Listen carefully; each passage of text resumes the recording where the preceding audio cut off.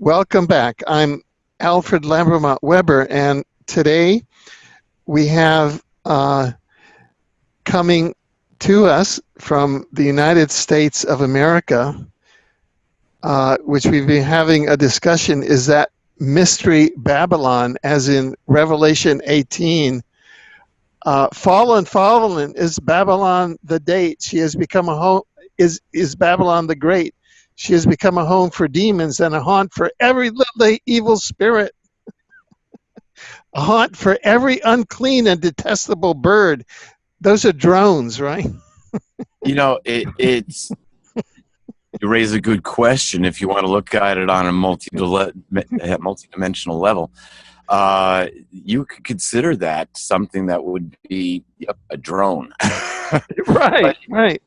But there were clean and unclean birds that they were allowed to eat, and it became a home when Babylon was destroyed. It essentially became a home to birds that you couldn't eat. They weren't the domesticated birds. They were eagles, and owls were one of those birds that was an unclean bird, interestingly enough. And that owl, the symbol of the owl, has been turned into the symbol of Molech, I believe, or been used as a symbol of Molech by the Assyrians, which is adopted by Bohemian Grove. So, indeed, which brings us to Mystery Babylon. But Peter, just to set the stage for our panel today, which is October 22nd, 2015. Look, right now, we had the Jesuit Pope, Bergoglio. He came through town. He came on the 23rd of September, Yom Kippur. He met with Obama at the White House in the holy place. The next day, he went to the U.S. Congress. We all saw that.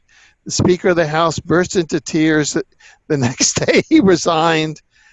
The U.S. has to raise its debt limit by November 5th, and there's a tussle as to, people. It's a thing. Is U.S. Congress going to shut down and close its doors or not? So it's like a typical Jesuit Pope visit. When the Jesuit Pope comes, hey, all bets are off. Then the Pope goes to the UN on September 28th, 7th or 8th. Then Putin, the king of the north, gives a speech. The next day he attacks Syria. He completely he completely shows that King Obama has no clothes on, because Obama in the meantime has been faking it and not bombing ISIS, because ISIS is a false front and a false flag psyops of Israel, and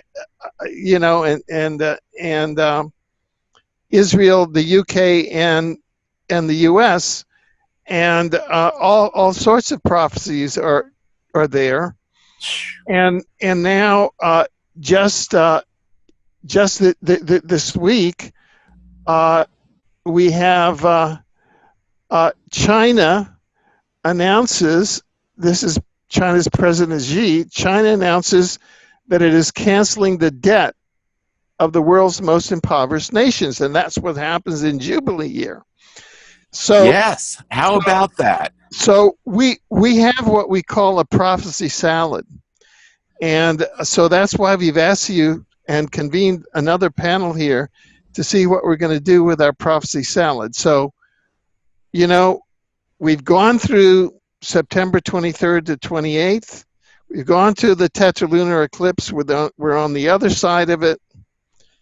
Now that we're here, in the words of the immortal American songstress, now that we're here, where are we?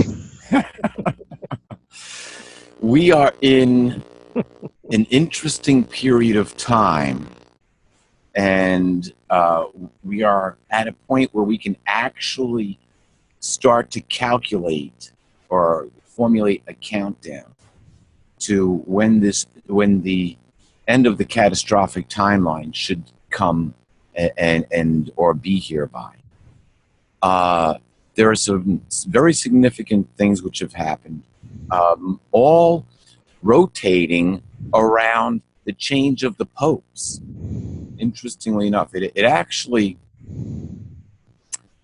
yeah, if you go back to the first one of our discussions that we did, July of 2013, we set the stage for what was coming with the tetrad blood moons.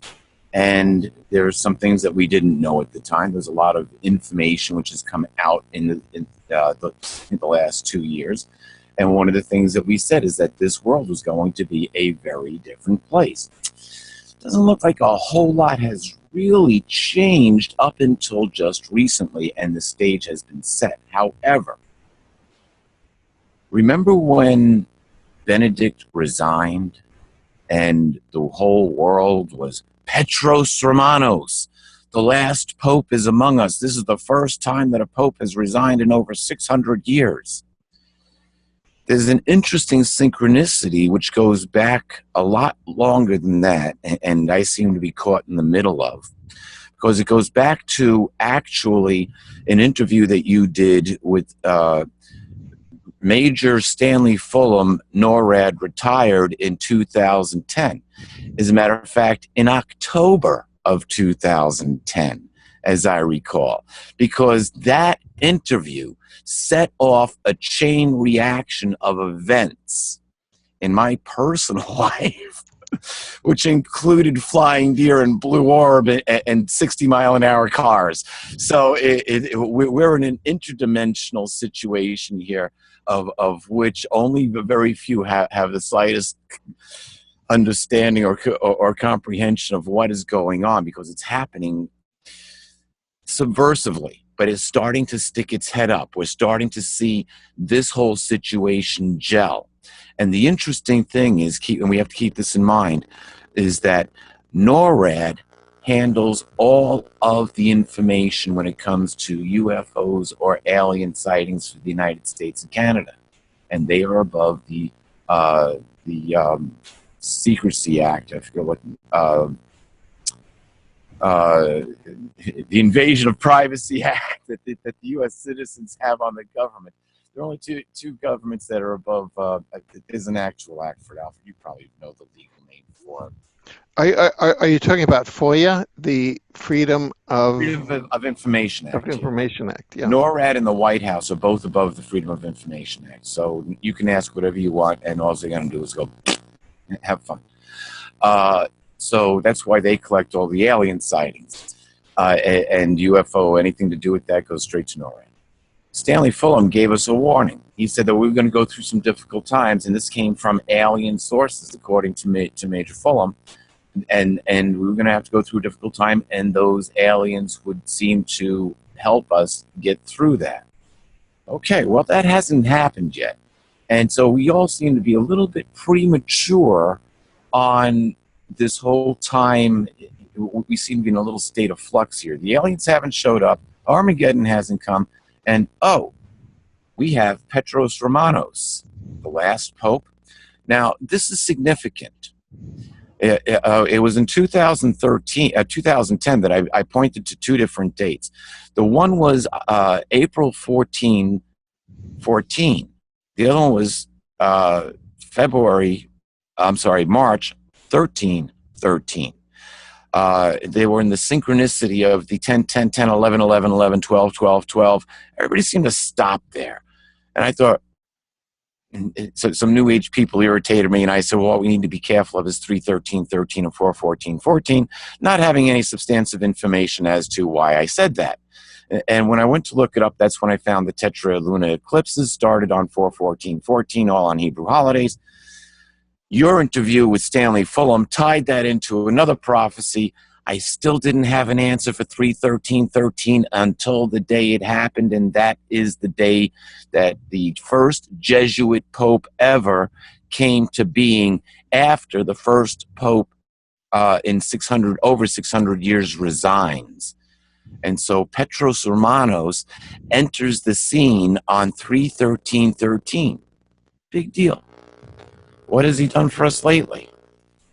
Let's take a look at what his whole focus has been since he has been in office. The first thing that he did was in May of 2013, he came out and he said that we needed to end the debt system. I forget exactly how he put it, but he said that the debt system needed to end, and that we could no longer afford to have God, money as our God and sustain this, that we had to be end this way of life. Then he came out with an edict where he started cleaning house in the Vatican bank, and there was a lot of arrests coming out of the Vatican bank. He also gave it was enforcing an apostolic decree, which is a legal document from the Vatican, which covered any illegal actions being conducted by anyone was going to be subject to Vatican law. And everybody was like, yes, so what? It's Vatican law. Whoa, wait a minute. The mother of all corporations issued an apostolic decree. Followed up again in September in 2013, where the Pope says that they can no longer put "in God we trust" on their money because they've made money their God, a clear attack against the Zionist debt system, of which the Jesuits also help control. Our whole banking system is based on the Knights Templar. And when we go and we look at who's involved in banking today, what do we find? The Zionists and the Jesuits control the banking system. So who do we owe $1.4 quadrillion to? Seems to be pretty obvious at this juncture. Anyway, in October, I believe it was October 2nd, the Pope issued a 41-page treatise, which essentially read as a suit for peace. Alfred, do you remember when I thought the cheese slid off your cracker when you wanted to run for Secretary General of the United Nations? Right. What did I say after I read your platform? What you wanted to accomplish. I said, that was brilliant. Kudos. You figured out the only loophole. There's precedent in the Hebrew scriptures, and Jesus himself said, what king doesn't send out an envoy to see if he can overtake the king with 20,000 in his army with his own 10,000 troops? And if he cannot overtake them and defeat them, does he not send out ambassadors to sue for peace? So the King of Kings and Lord of Lords, or who is to become that establishment, and don't take this religious, we're talking exopolitically. Exopolitically. So we're talking about a situation in the cosmos of which Earth is just a tiny little speck of. But however, the future for us resides on this tiny little speck. And so we are tied directly to it in our prime directive. And it's our release, our liberation, which is coming up. So here's, now when we listen to the Pope's message, first the decree came out, this 41-page treatise, which was almost identical to everything that you yourself said, Alf. I'm looking at this and I'm saying, okay, let's see where this goes. Then we find out about the post-2015 development agenda. Okay, what's going to be post-2015? What are they? Why is 2015 the cutoff point? And then we get all of this PSYOP stuff, the Jade Helm, the asteroids, all the 28 events that were scheduled to happen in September, none of which really seemed to matter much in the long scheme of things, although we did have the Speaker of the House resign, and the Pope did come and pay us a visit, which we'll analyze in a second. But pretty much, not much out of the ordinary, except that ISIS has gotten out of hand. Terrorism has gotten out of hand in the Middle East. We have a tremendous amount of refugees leaving the Middle East and heading to Europe. Germany alone is supposed to absorb over 1 million by the end of the year. No doubt any of us paying attention have seen nothing short of what could be called an army walking through local villages and towns on their way to get to Europe, or on their way to get to Germany or Austria, where they can then be displaced or repatriated throughout Europe. And the United States was supposed to take in 150,000, and Donald Trump raised a voice of protest, said, yeah, we're sending them all back too. And everybody went up in arms about that. And they since then they've reduced the number to 75,000. I think they're supposed to put them all on a Nevada desert, out in the Nevada desert on an Indian reservation. So, FEMA camp? Good question. What do you do with 75,000 Islamic people that are displaced from their homeland? What city are you going to turn them loose on? Or do you release them a little bit into this city, a little bit into that city, and try to repatriate them into the United States? It's got to go be some sort of process. Trump's process is to get everything settled out in the Middle East and send them back. So we see the Pope come to the United States with this message, which goes totally contrary to what seems to be the position of the Catholic Church before. One of love, one of mercy, one of peace, a message of we have the opportunity to change. We have the chance to change. We have to look to the future. We have to care for the poor. We have to end poverty. We have to support the family. We have to end the debt system. We have to do all these things, which all are outlined in his 41-page treatise, which are similar to the same things that you outlined out in your platform as Secretary General to the United Nations, which are tantamount to a suit for peace. There's no other way to look at it. However,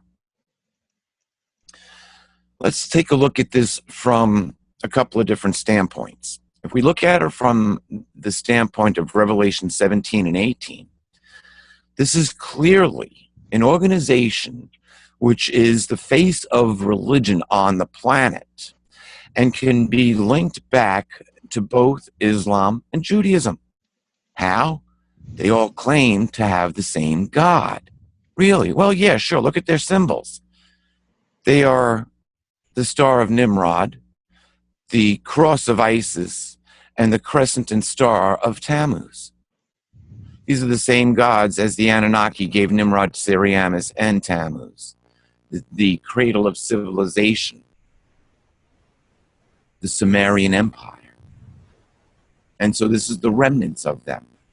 And now they are suing for peace. Well, at least one of them is. One faction, and a faction within the faction. Now the question is it the church which is suing for peace, or is it the Jesuits which are suing for peace? See, that's an interesting question, because when we see the Pope as the Pope of the Church stand before first the White House, then the Capitol building, and Independence Hall, these are three places of American freedom. Notice I didn't do this, I did this. Right. Or I can go this way too. These are three places of American freedom that separates church and state. So what are we doing with the face of religion in the Capitol building? It's interesting that, excuse me, the scripture in Matthew, the 24th chapter, 14 and 15, where it talks about the disgusting thing which causes desolation, standing in a place where it ought not. It then has a little caption that says, let the reader use discretion. It says that. Let the reader use discretion. I saw a thing of desolation, a disgusting thing of desolation, standing in an American holy place, a place where it ought not. Head to the mountains. Flee to the mountains. It actually says, let those in Judea begin fleeing to the mountains. That same organization owns 70% of the city of Jerusalem, including everything around the Temple Mount. The Vatican owns close to 70% of Jerusalem, the city of Jerusalem, including all of the real estate, and I'm talking real estate here, the physical land they own deed and title to, everything around the Temple Mount. So for the third time now, and I'm doing it this way, for the third time, Rome has invaded Jerusalem.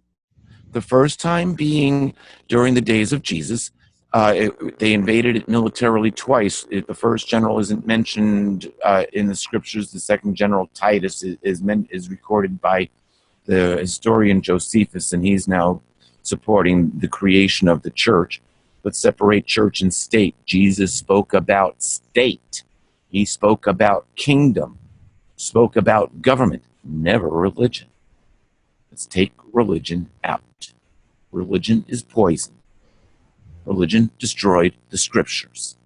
They cherry-picked, they twisted, they lied, and they controlled the people's opinion on what is written within the scriptures. Let's get that clear first. Now we can continue. So here we have the first time in the first century, the second time with the Knights Templar in the second century, in the 10th century, and now again in the 21st century, Rome has surrounded the Temple of Jerusalem. They have the Temple Mount surrounded. Just a repeat cycle. There's a repeat cycle on the Zionist side. And here is where the Jubilee year comes in. And I'm going to revert back to something Karen Udis had said about the Jesuits having a stranglehold on the Chinese banking system. And what did you say the Chinese president announced, Alfred? Well, the announcement is that China is canceling the debt of most of the world's impoverished nations, i.e., those nations that have come into AIIB and BRICS. Who's the only holdout? Who's the obvious holdout in the AIIB and BRICS banks? Well, you've got on the one hand, you've got China and BRICS, where you've got China and Russia, and then you've got about 120 nations, including Canada, signed in through the back door, as did the UK. I mean, they've been doing commerce for many centuries. Who's the holdout? The holdout is Mystery Babylon. What I would call is the United States, which nobody can figure out, except that, whoa, why is the United States holding out? Why is the United States holding out? Interesting. Who is Mystery Babylon? Let's take a look at Babylon from a historic viewpoint. And we're going to also incorporate the King of the North, because you just brought it in earlier when you mentioned Putin as being the King of the North. But let's just, before I do that, I just want to examine something here. The Pope also declared, while we know the Zionist, and I'm going to make this clear, the Zionist Jubilee started September 23rd. And this was what Jonathan Cahn was talking about when he wrote funny, when nobody ever heard Shemitah and Jubilee, the Shemitah and the Harbinger, until after, I don't know what years they were written. I should go check, but they only became famous after we did all this exposing of the tetrad blood moons. We've been working on this back and forth. If you go to our earliest interviews, we've been nailing this left and right, Alfred. It's just incredible on the many different dimensions that we've been able to address the situation at. But when we look at the Zionist, the Zionist Jubilee, the Jubilee was supposed to be the year when the clock was reset, all debt was forgiven, all slaves were set free, everything went back to zero. The original landholders got their land back if they deeded it over to rent or lease purchase type deal situation. So everything was forgiven. Everybody got a fresh start. The Hebrews having kept the Jubilee year since before Babylon destroyed Jerusalem back around the year 600. The reason that they destroyed Jerusalem and the Temple of Solomon was because they stopped keeping the Sabbath, the Shemitah year, and the Jubilee year, both. And they started taking up Baal or Molech worship. Actually, both. They took up the whole group of them. And it was Solomon in his later years that introduced Baal worship into Jerusalem. However, there's the scene which is set for where we're kind of headed with this. But to identify the king of the north and the king of the south, the king of the north was first identified by Syria, interestingly enough. It was the first empire of the Sumerians to rise to world notoriety. Who was the king of the south? Egypt.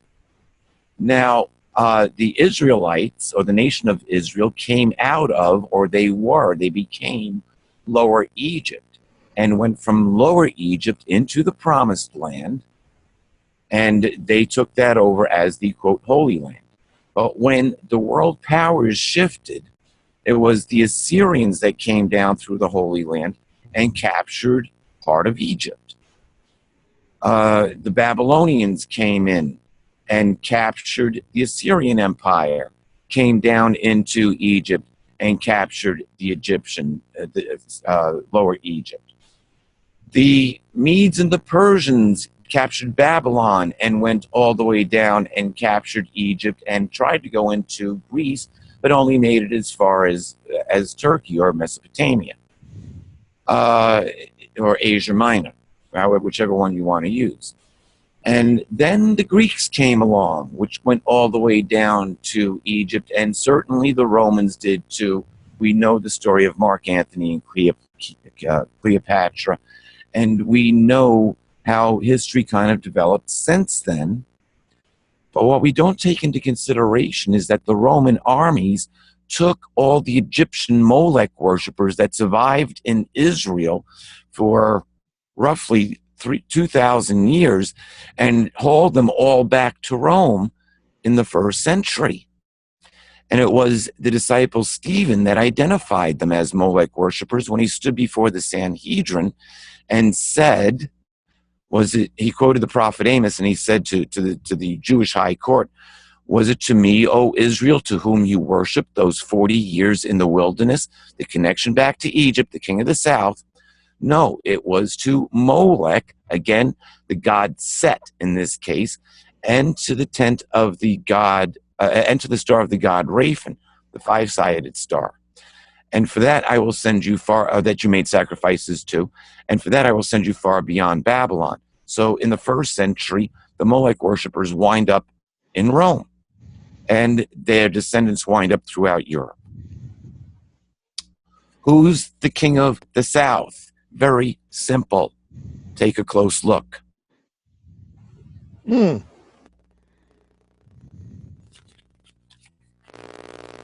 Federal Reserve note, not U.S. debt note. U.S. Federal Reserve, printed by the Rothschilds, by the Bureau of Printing and Engraving, and distributed to Americans as money. This is nothing more than future toilet paper. And every economist knows it. And the Chinese, the BRICS banks, the AIIB, who the United States has not joined, has not become a charter member, has lobbied all of its allies not to join, is suspiciously absent and conspicuously absent from being a charter member. Why? Because they are in control. They are being controlled again by the king of the south. Babylon the Great. We have to go back and make the connection there. You see, it's not just one country which is controlled by Babylon the Great. It is the entire world which is controlled by the mother of all corporations, Babylon the Great has interests in every Catholic church, in every country it is permitted to rule in, and runs the greatest spy ring on the planet. It owns the largest landmass next to the Queen of England herself. The Queen of England is in subservitude to the Vatican. She is a dame of the Vatican, which makes her subservient to the Pope. It's like being a knight of the Pope and a citizen of the Vatican. Washington, D.C., along with the city of London, are independent city-states controlled both by Jesuit interests. The latter two are also controlled by Zionist interests through the very banking system. However, our allies jumped ship. They went to AAIB. They've joined the King of the North. And the prophecy of the King of the North says in the final days, it will occupy the lands of the King of the South. This is pushing back and forth. But at the end, the King of the North overtakes the King of the South. Now, that's one level of one prophecy, and it's tied to this. And what did China just do? Our money's backed by gold. AIIB and BRICS is totally solvent. There's no debt. Oh, somebody mentioned Dragon Family Gold. The Pope declared a year of mercy, which starts in December, on December 8th, the same day as Hanukkah, the year of lights. It's different from the Zionist Jubilee. And the Pope's year of Jubilee is a year of mercy. He sued for peace, and now he's praying for mercy. Who's he asking mercy from? King of Kings and Lord of Lords? Does not a king with a smaller force send out his envoys, his ambassadors? And if he cannot overcome the king, does he not sue for peace? I ask again, is this the church or is this a Jesuit faction which is suing for peace? Because if the Jesuits are in control of the Chinese banking system, they just forgave everybody's debt. Ooh.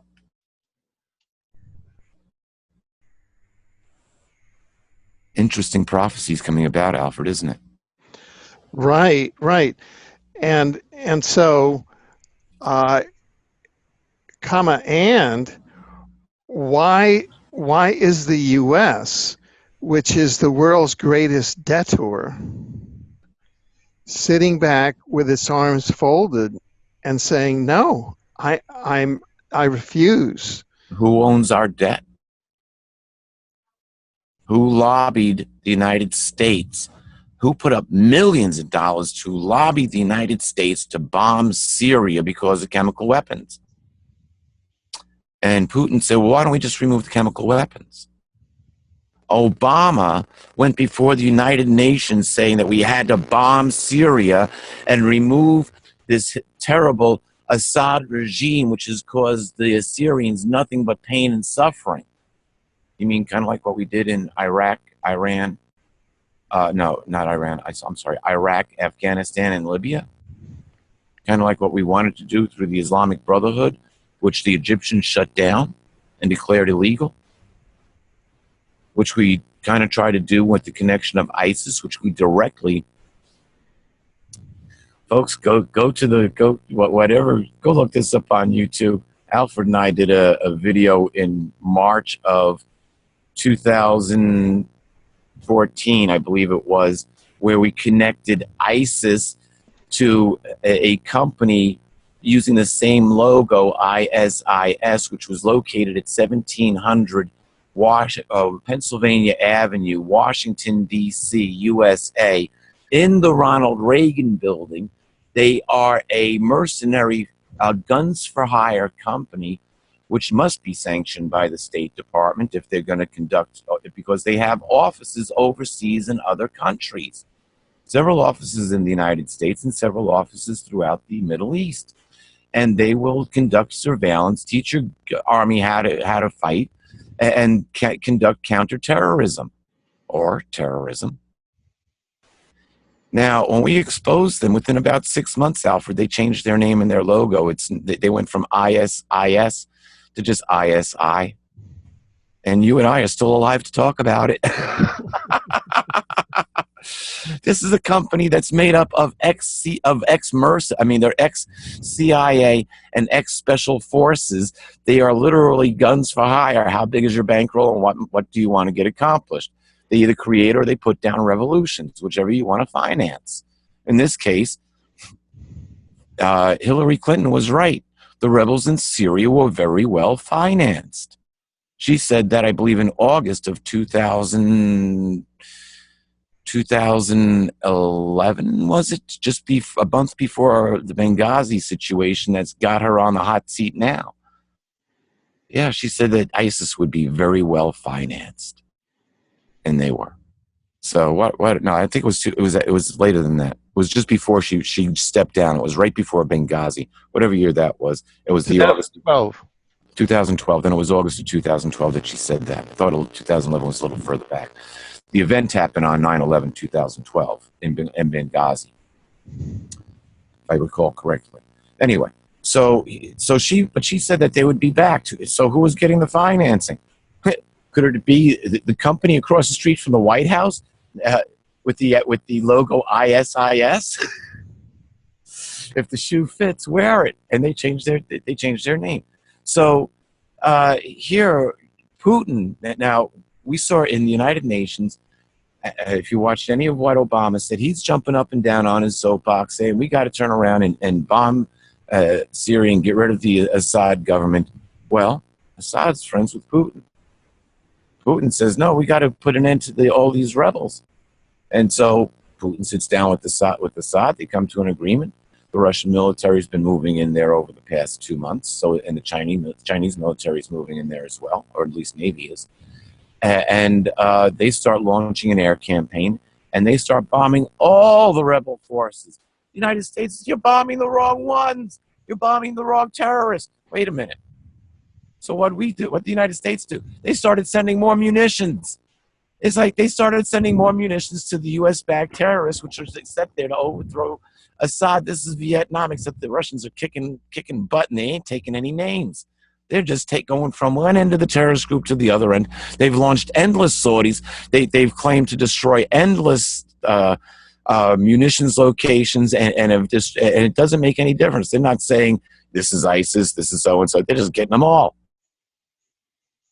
And the United States is saying, but Assad's still in power. He hasn't been overthrown. Well, he's got legal right to his own government, even if he is a dick. Even if he is the world's worst person, doesn't mean that we should be in there overthrowing some sovereign government, which is quite confusing until we realize that it was Assyria which destroyed the 10 northern tribes of Israel, hauled them off and repatriated them. Most biblical historians put them in the area of what is the Caucasus or northern Turkey, northeastern Turkey, over toward that part of the world. The Assyrians were great for capturing people and swapping them around so that they didn't have any roots from where they came, where the Babylonians just absorbed them into their empire. So and that's pretty much what the church has done. They've absorbed everybody into their empire. What country can you go in today and not find a Catholic church? That's sovereign territory. Give me sanctuary. Right? Alfred, am I right or wrong? If you walked into whatever city you are in, and you ran into a Catholic church, and you said, Father, give me sanctuary, would you have legal sanctuary in a place of worship?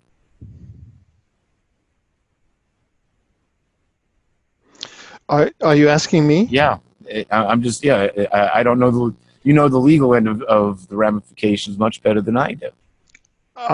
It depends which nation you're talking about. But some will honor that as sovereign land of the church. So now you have to deal with the Pope, with the priest as an intermediary. Now here's the kicker. With all these Islamic refugees coming out of this whole area, and it's not just Syria, because many of them are coming from as far away as Afghanistan. I mean, think about that. To get from Afghanistan, they had to go across Iran, across Iraq, across Syria, across Turkey, across Greece, or whatever back door they were coming in. That's a hell of a walk. And you had to cross how many borders to get there? What, did Iran just say our borders are open, come across? Same thing with Iraq. Same thing with Turkey.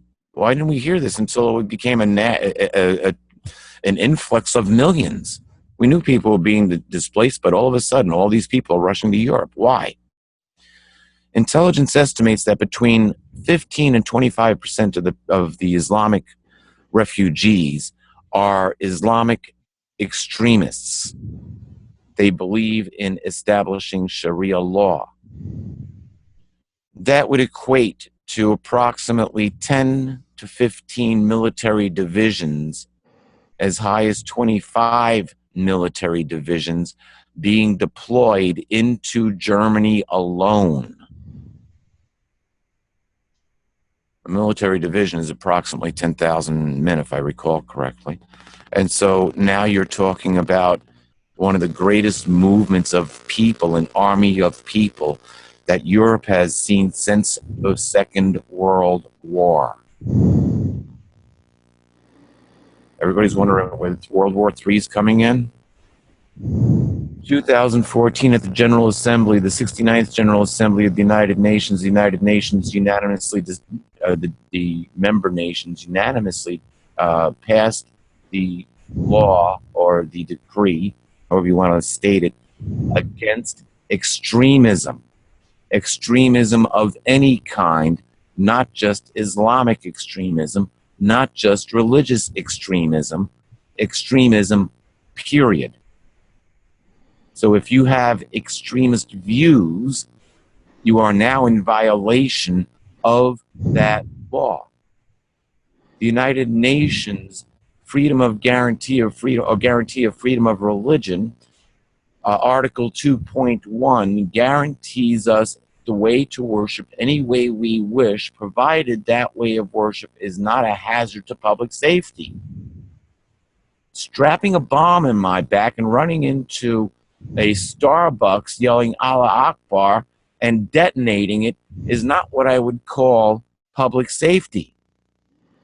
But the day might be coming when that happens, and the chances of putting as many Islamic extremists into Christian countries, the odd thing is when you look at the, Alfred, it's almost comical, look at the route that the Knights Templar or the Crusaders took to get from Europe into the Holy Land, and then look at the route that the Islamic refugees, quote, refugees today are using to get into Europe.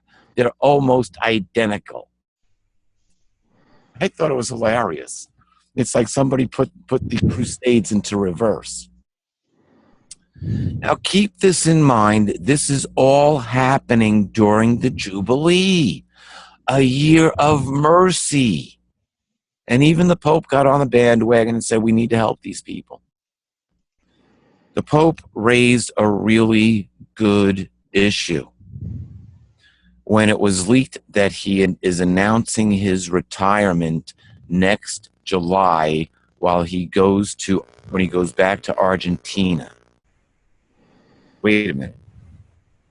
The first Jesuit Pope ever, which is a violation of Vatican law, replacing the first Pope that steps down in over 600 years, is planning his retirement at the end of the Jubilee year or before the Jubilee year is over. Don't you find that a bit odd, Alfred? Because I do. And so now when I take that little tidbit of information into consideration, it goes back to a very obscure prophecy about cleansing the house, or cleansing the temple.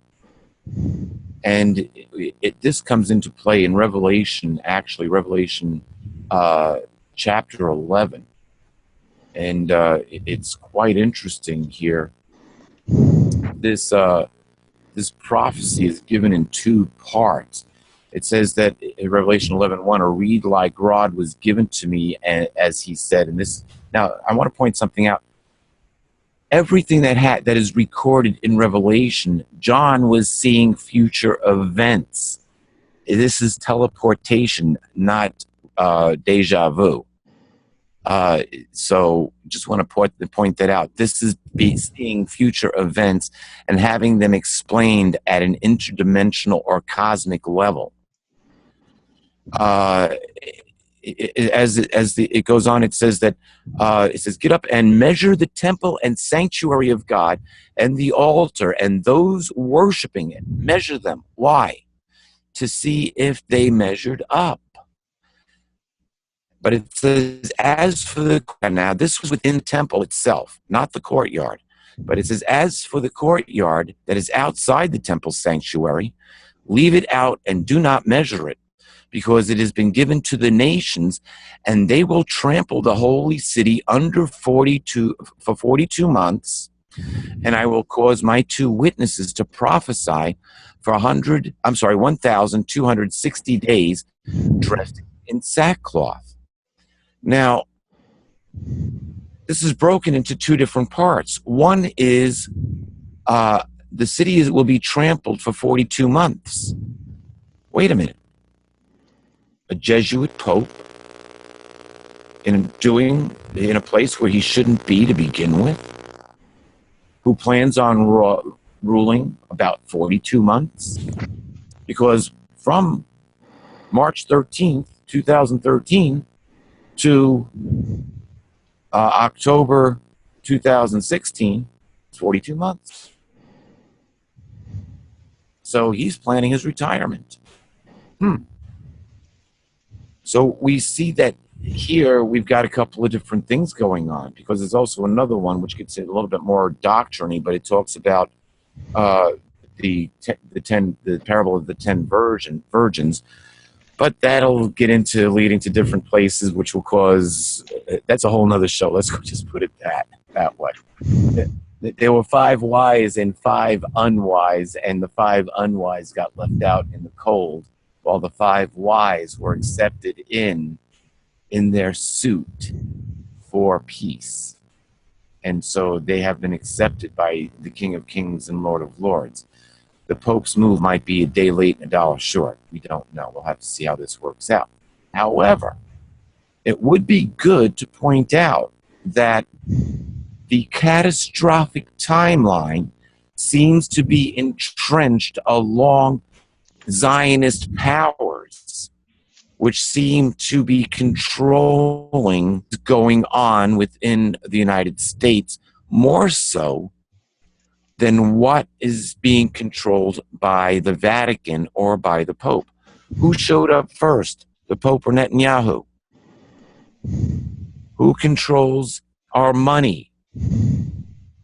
We know the history of this. It doesn't, and now that it goes back as far as the King of the South and those who control it. And who are they connected to? The Zionists. So we've got the Zionists and the Jesuits. And seeing as the Jesuits control the Chinese banking system, according to Karen Udis, they just declared an official Jubilee. Let's see what Washington does. Are the Zionists going to be forced into declaring a Jubilee? Or are they going to bring the house down? See, and so we're back to the same thing. And this leads us right back to the protocols of the learned elders of Zion. We shall destroy God. And so when we go back, when we look at that prophecy, if the 42 months end next October, I will cause my witnesses to prophesy in sackcloth for 1,260 days. That's another 42 months. Why are they dressed in sackcloth? Alfred, you don't look too badly dressed. I don't look too badly dressed. We are indeed two witnesses. We witness this at an upper theater level, and we bring it to the people here on this planet. Try to explain it to them the best that we can. Oh, so are you saying that we're characters in the book of Revelation?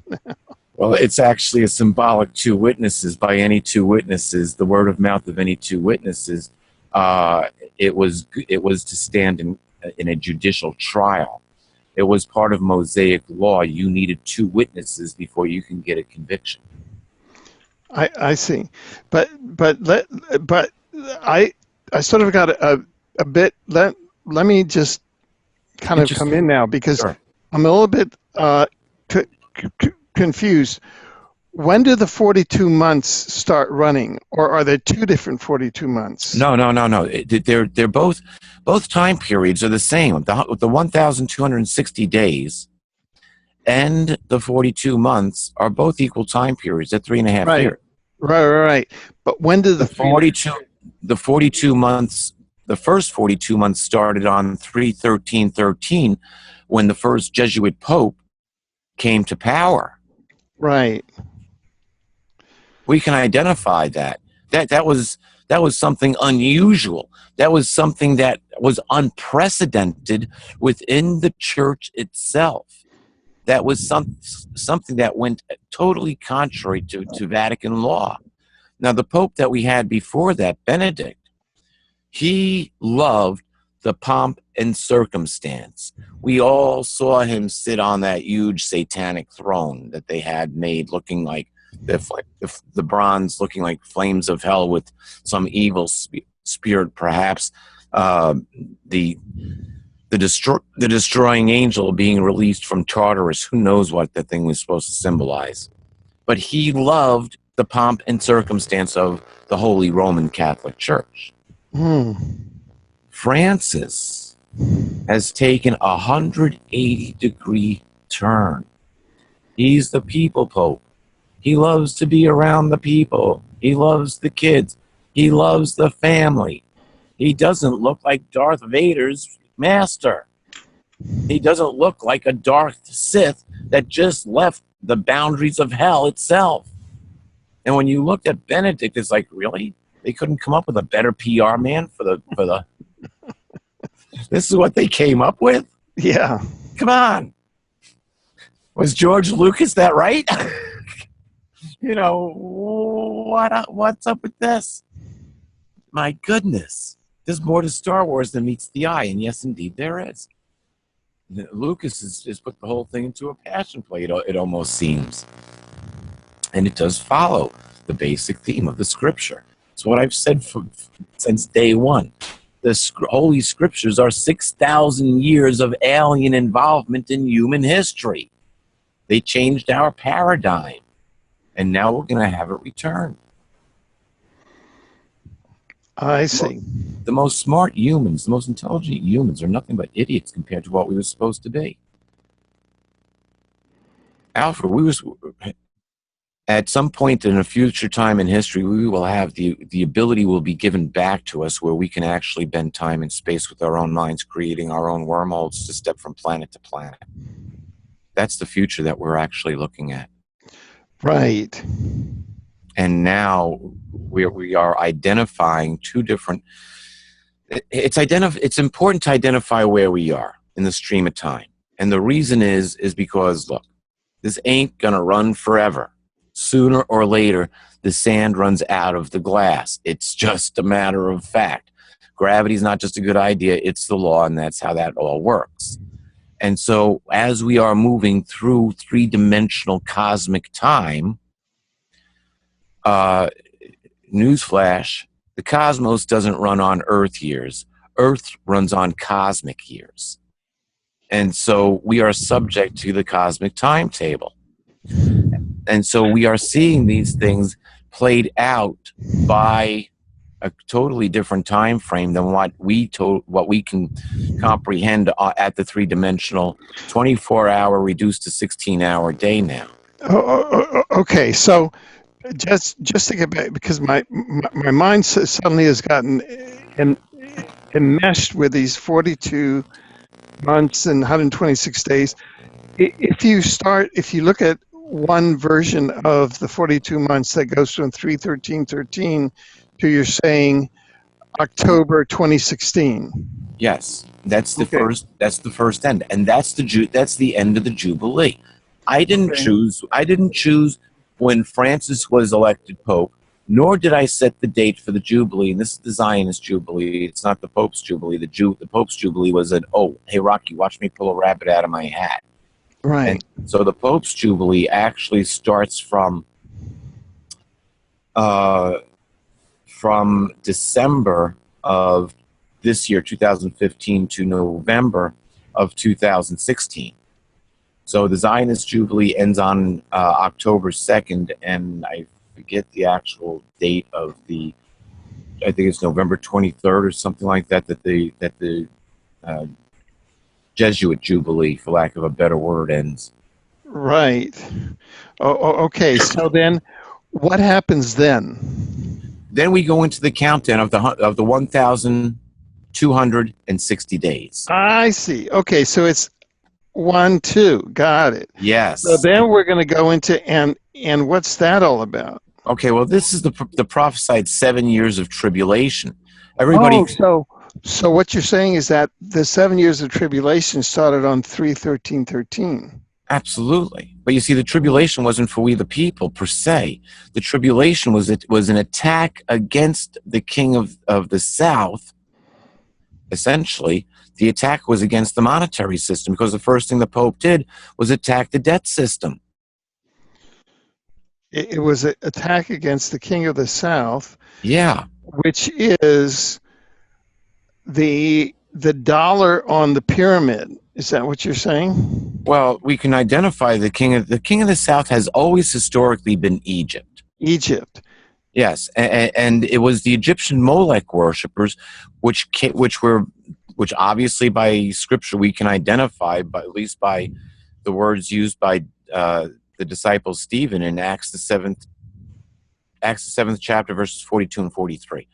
Where he quotes the prophet Amos and says, "You guys are out of here. You're going to be taken out of the Holy Land." The Molech worshippers were the ones that were in charge of Jerusalem during the first century, during the time of Christ. That's why he was always attacking the Pharisees and Sadducees and the upper echelon of those who were ruling over Judea. That's why the high priest wanted it. So what happens during the 1,260 days, which start in October 2016? Hypothetically. That, my friend, is the $1,000 or the $64,000 question. I see. Now, historically, if we shift gears, this Jesuit Pope is going to retire, so he's bailing. He set precedent, and he looks like he's going to bail out. Now, so that guy is not Petrus Romanus, because he is not fulfilling. He's not. We don't know that. I see. Because we don't know that.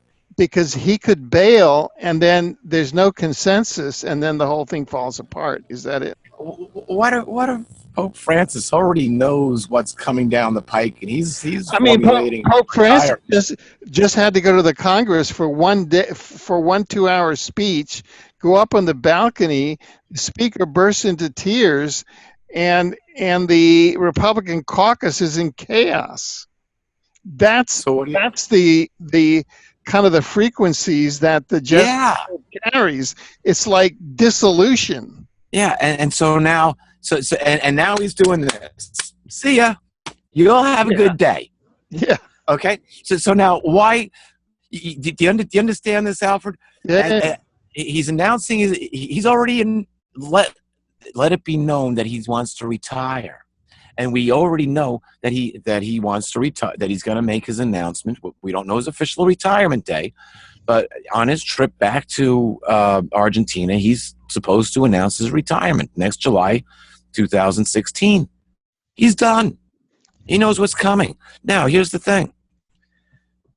We have over 1 million refugees, Islamic refugees, being displaced and being put in throughout Europe, and there's no end in sight as to what's coming. This is going to be an unholy war. They've got a year to get into place. So what happens at the end of the year?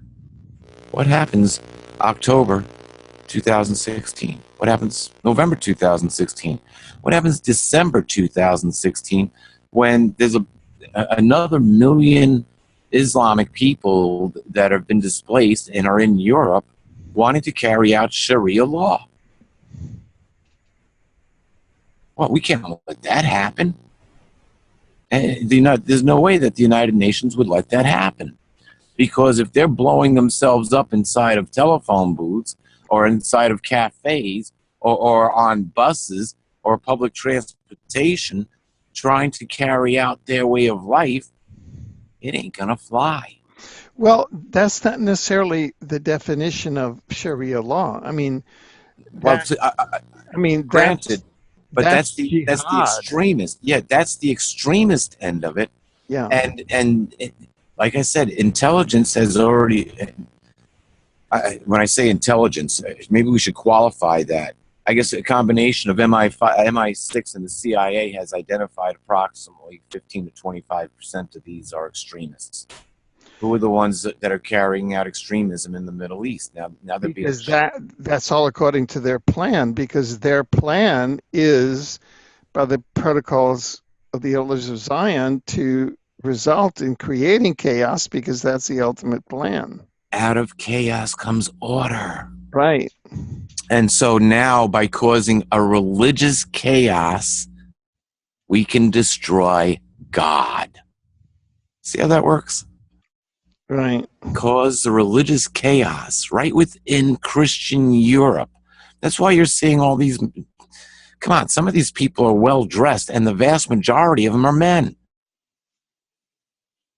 Well, many of them had just shaved their beards in Syria.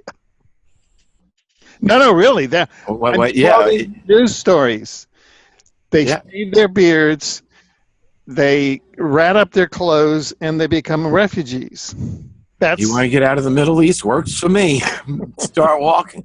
So, and nobody's, that they're going through a processing center of what? How are they documenting these people? Right. But let's so you see that. Let me kind of put my cards on the table, absolutely. So that we understand, because we may be talking at two different frames of reference. Okay.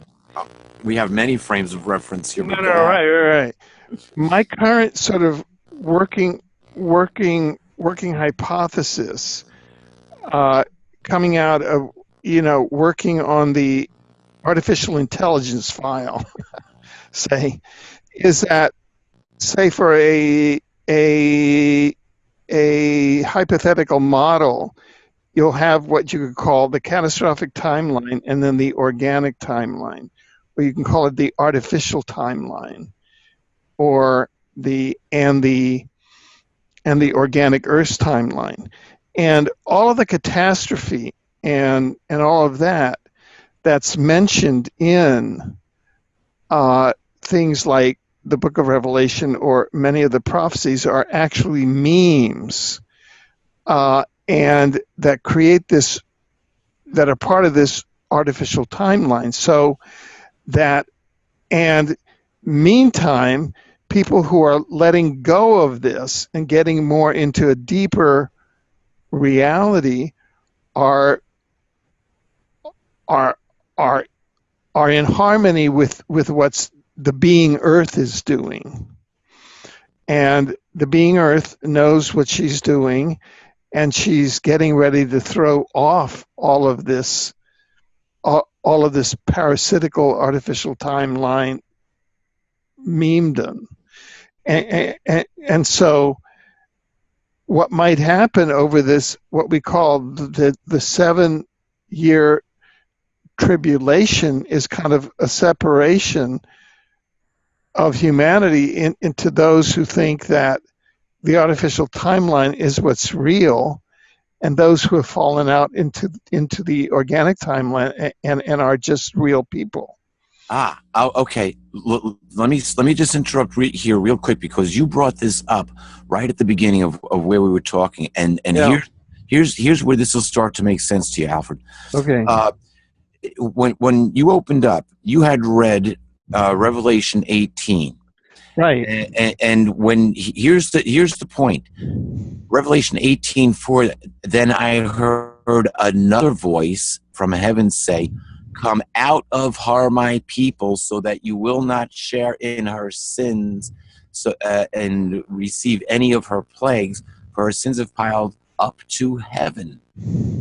Now, this is what you're bringing out right now. What you're bringing up right now is to get out of that meme. Is to the people who are caught up in supporting this whole situation are staying on that negative timeline, on that catastrophic timeline of fear, and they're being controlled by AI. Right. And it's breaking the AI connection, because they can plug all this in. We break the AI connection, all of a sudden it becomes totally, they lose their power. How do we break the AI connection? Shut this off. Close down the laptop. Shut off the TV. That puts our connection out, unfortunately. So we have to endure it for the time being, but not be influenced or brainwashed by it. See, they're not the term. One of the terms is AI entrained, not getting trained into it, so that by becoming AI entrained, you become at the service of this artificial intelligence system that's plasma based, that uses the internet itself and all of its devices to carry out this plan, and that is what's moving toward tribulation. Correct. Yeah. Correct. And so that's why there's the warning that's given, is to get out of the religious, the Anunnaki system, essentially. Right. It's the Anunnaki. Yeah. Yes. To get ourselves out of that Anunnaki system, to remove ourselves from the negative timeline and those who are on it. Who's on the negative timeline? The industrial military corporation, the politicians, the world rulers, their staff. Those people who are controlling AI are running the negative timeline. Well, it's basically all of the Anunnaki institutions. In other words, money, yes, 100% correct. Religion, and politics. Government and politics. Money, religion, government, and politics. Alfred, one of the earliest things told to me was never get involved in earth politics and never get involved in earth religion. Right. I was like 5 years old when I was being told this. They were drilling this into me at the earliest age. It's like, okay. And I was told. Yeah, because all of those are built on duality. Absolutely. I win, you lose. Absolutely. So by never taking up that fight, we'll never become part of the political. We never become part of the political system, and we never get ready to go die for our queen and country. You know, it's like, seriously, the queen said I should go lay my life down, or Obama said we need recruits, or whatever the case might be. And how much blood was let in the name of the church? Right. So it's all this mental mind control that we as true children of the Creator should never let ourselves get wrapped up in. So that, in a sense, when it says fallen is Babylon the Great is this Anunnaki system of money, religion, government, and politics that you can call the Mystery Babylon. It's kind of enveloping the planet.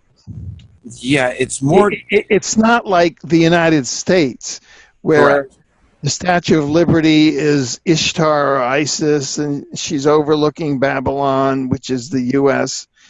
It's not a locus, it's a system of it's the Anunnaki system of it's the structured, hierarchical, dualistic, uh, uh, non-God oriented system that now in the latest iteration has integrated itself with artificial intelligence that's sentient but is inorganic and not soul oriented. And so that is the basic battle between the soul entrained forces and the AI forces on the planet. And we can identify this or bring it down to a very interesting time cycle of 100 years ago. What happened? You touched on something which I had one thing bop another thing out of my mind here, but you brought up something which was really good about, and it's take me just a second to recall here, but it's about the control of AI and how it's enforced on us. This has only been something which has essentially overtaken us within the last 50 years or so. We really didn't get into this and get away from the organic time stream until war was mechanized back in 1914. And the seeds for that were planted in 1814 during the Napoleonic Wars, which were financed, both Napoleon and Wellington were financed by the Rothschilds. And at the end of the Napoleonic Wars, the Rothschilds had control of the Bank of England, Bank of France, and the Bank of Germany. They had the trifecta of the three most powerful countries in Europe. And they haven't given up that control yet. They're still in control of those banks. Now, the countries decided to go join AIIB.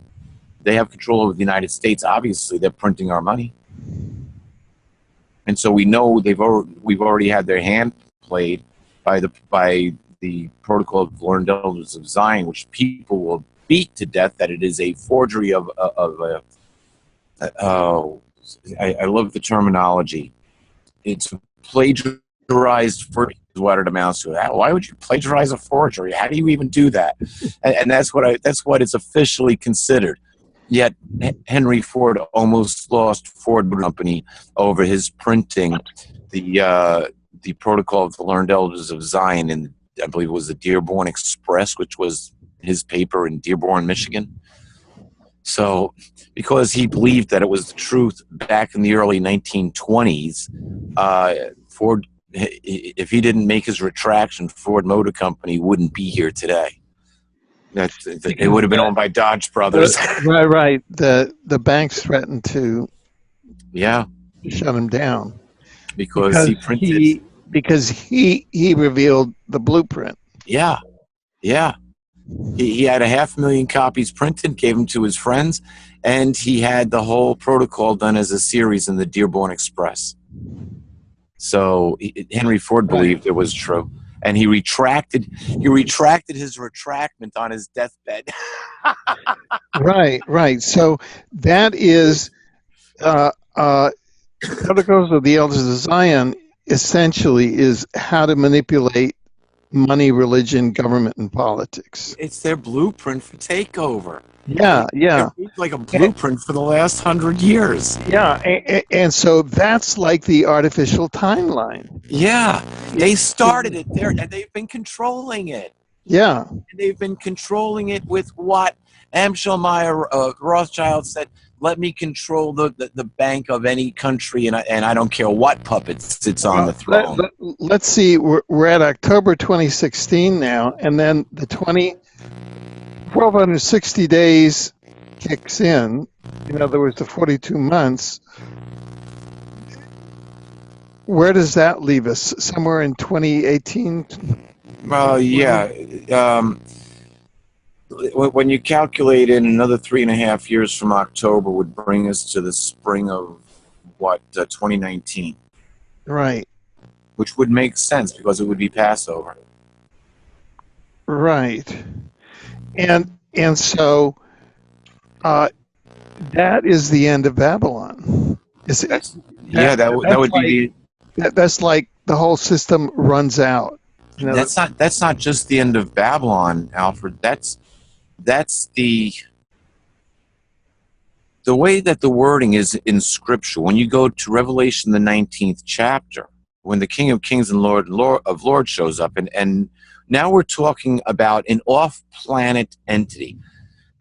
In my personal opinion, any of the current Galactic Federation people or people off-planet are more than likely part of the rebellion, part of the Satanic rebellion that are keeping us dumbed down. right. When it comes, it's not time yet for the good guys to show up. And we've got plenty of AI to control us. Why wouldn't off-planet inorganic intelligence be taking control of things and saying, oh, we're here to save you. And we're going to use Project Bluebeam and Blue Avian to do it. No, wrong.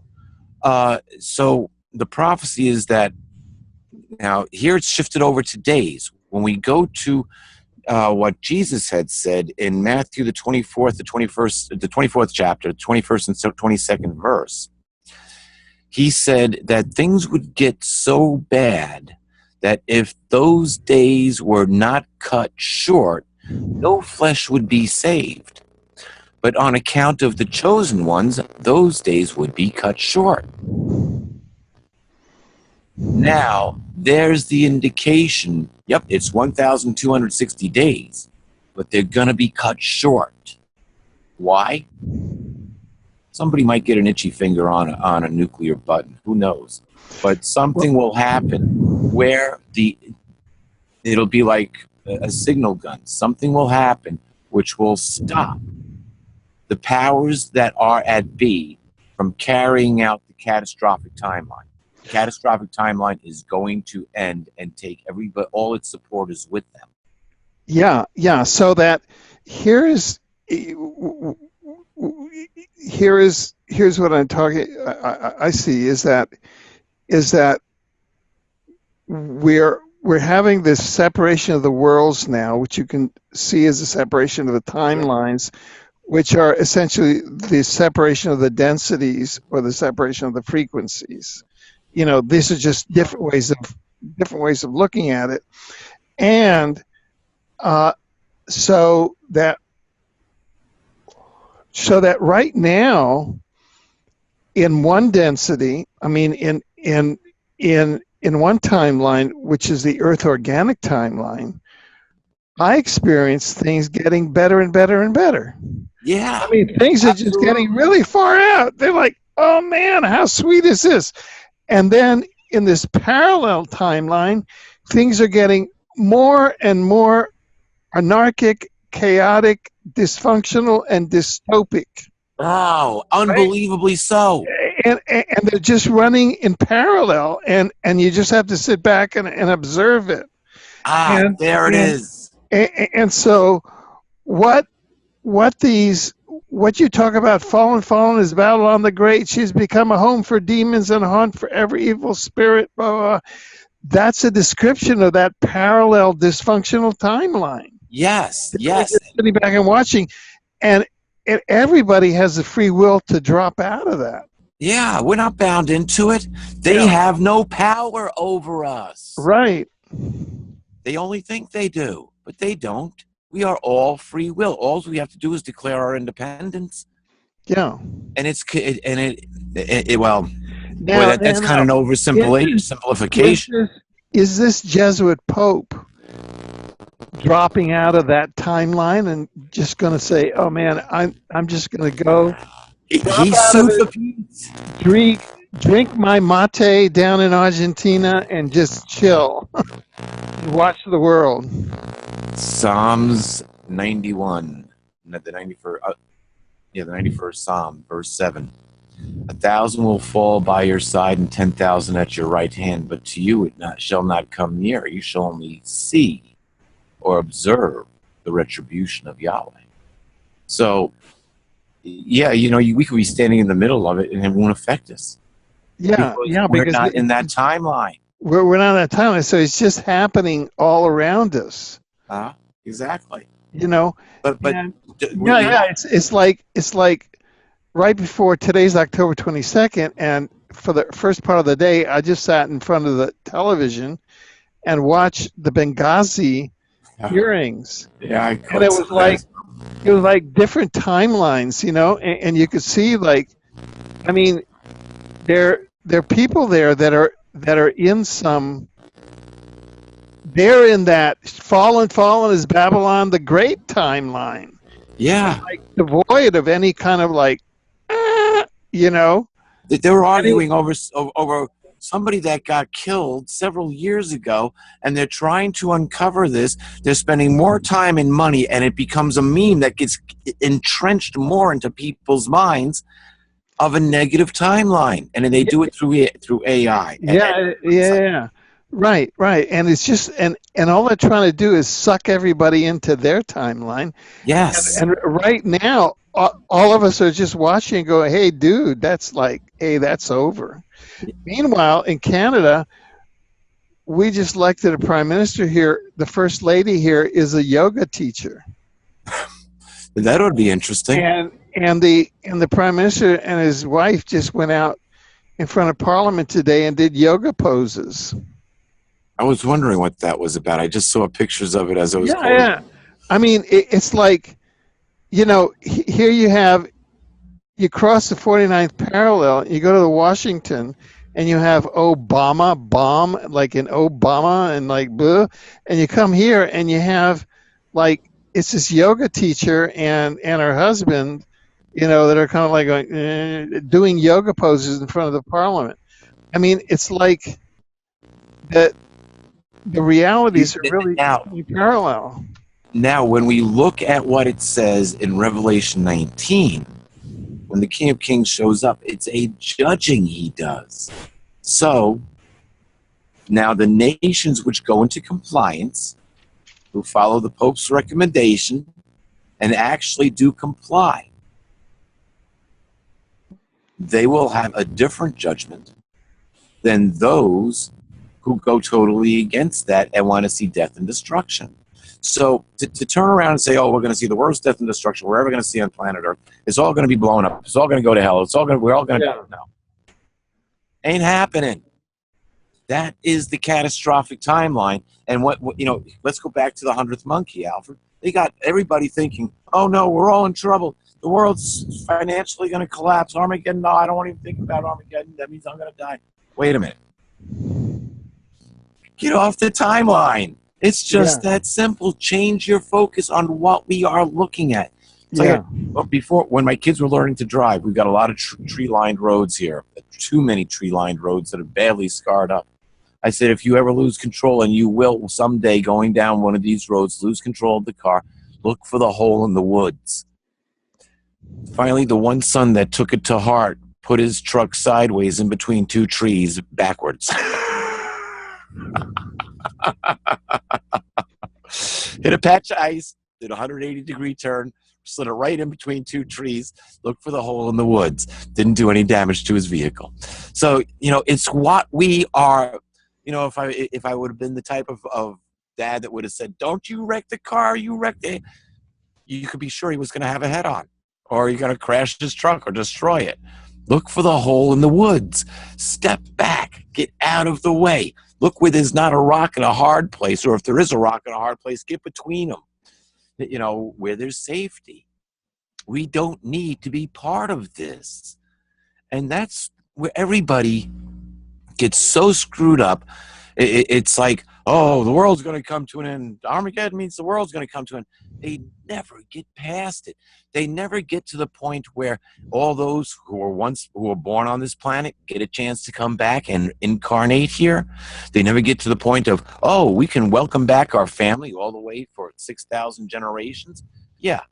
They never get to the point where those of us who get onto the positive timeline where we wind up. We wind up in a position where we don't die anymore, because death is a thing of the past. There's no more sorrow, no more pain. This starts off right in Revelation, the 24th chapter. It says the former things have passed away. It says that the dragon and the false prophet and death were thrown into the lake that burns with fire and sulfur. It's a symbolic complete destruction. And then it talks about new scrolls being opened. and the book of life being open, and a recording of everyone's deeds, and they move on, and we move on from there. But those of us who survive and have moved on to the positive timeline, we get our DNA repaired. We don't have to taste death. The body, this flesh and blood, changes itself every 7 years. Alfred, as old as you look and as old as I look, the two old guys up in the upper theater balcony, we're only 7 years old. Physically, we are no more than 7 years old. Mentally, our brains have rebuilt themselves every 10 years. Imagine that. A spiritual number for the body and an earthly complete number for our brain. And our souls never have to die. This thing has perfect DNA. It will continue to repeat itself and renew itself over and over and over and over and over again.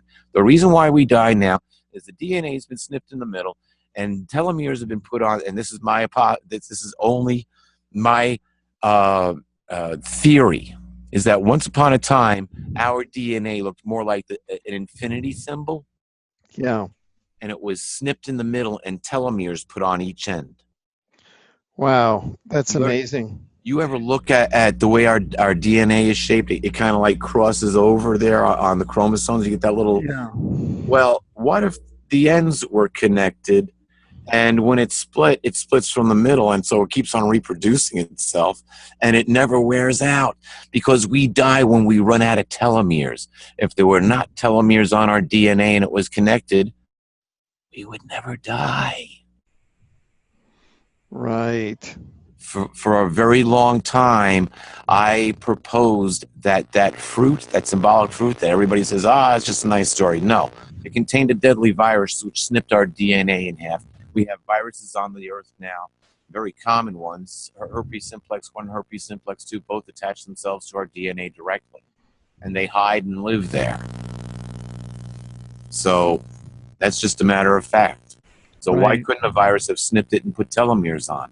And then through genetic engineering, turn down the amount of telomeres that we have until we only live to be about 80 or 90 years old, or 100 if we're lucky. So we can look at this and say, yep, we can do it all by genetic engineering, and now the humans have learned it. Never before have we gotten to this level of technology. Never before has AI taken over and monitored everything. Alfred, 100 years ago, most of the people in America planted their own food that they needed for the next year. Now through technology, there's an app for what we want to eat. Yeah. We have to punch it in and they'll deliver it to our store. We don't even need to have food in our house. What do you want to eat tonight? I don't know. What do you have an app for? Isn't that interesting? What do you have an appetite for? Huh. Yeah. So now we can pick up your smartphone. This isn't a smartphone, it's a dumb phone. Well, it's not quite dumb, it's just not very smart. It looks like a BlackBerry, is it? It's actually a Motorola Q. I've used the same phone for 10 years. Oh, or the wow. same style phone for 10 years. Yeah. I have never upgraded. I thought, you know what? This thing won't track me. It doesn't readily connect to the internet. It doesn't let anybody know where I am. And there's no chip in there which is going to keep track of what I'm doing for every hour of the day that I'm doing it. So Right. I'm happy with the old technology. And Right. folks, I was in the telecommunications industry for over 15 years. I see. I went into telecommunications after I left chemistry. I got tired of dealing with chemistry and destroying the planet. Right, right. So in a way, what the Jesuit Pope did is that he came over here to lay down the law. Is that it? Yeah. Well, he didn't exactly lay down the law. He extended to us a year of mercy in order to change our ways, because he knows what's coming at the end of this year. Which is what? At the end of the Jubilee. Oh, I see. But on the catastrophic timeline. Yes. Well, we might experience that for a little bit. Alfred, No, I mean, yeah, you have yeah. to take a break for a second, though. Oh, yeah. Yeah, if we can just pause for a minute, that would be fantastic. Sure. Okay, so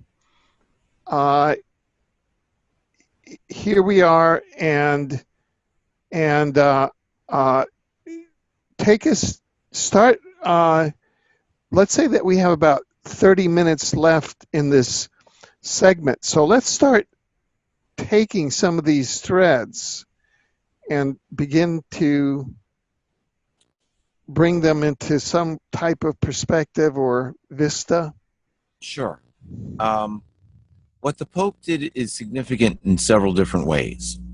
Essentially, we now have a clear timeline, and having the Jubilee to guide us with, we can pretty well see that between what's happening in Europe and what's happening in the Middle East, what's happening with the BRICS countries financially, and what's going on in that arena, we have a lot of different levels of play going on here. Now, here's the thing that we have to look for, Alfred, is with what the Chinese government is doing in canceling debt, we'll have to see where that goes. If that catches steam, because this looks like, I mean, when you listen to what the Pope has put out, and when you look at what the post-2015 development agenda is, it's to end poverty. And the first step in ending poverty is to cancel debt. So if they're going to be serious about ending the debt system, then, and that seems to be, I mean, this looks like a pretty serious move, that is going to change our dynamics in the banking system, just as a matter of fact. So if the Jesuits are going to forgive debt on a worldwide level, maybe, you know, somebody owns $1.4 quadrillion of debt. If they're going to cancel the debt, that puts us on a very positive timeline. That sets really a new, different dynamic than where they've been. If they keep the military intact and they continue to fund the military-industrial complex, if they continue to invade sovereign nations, and if they keep on inciting peoples, whether it's through artificial means in AI or through causing revolution or some sort of destruction, that we're going to have to see. Putin's cleaning up Syria. Now, what falls out in Syria if Assad says, okay, well, you cleaned it up, we got a country again, we'll restore order and then resign? Who knows? I wouldn't look for that anytime soon.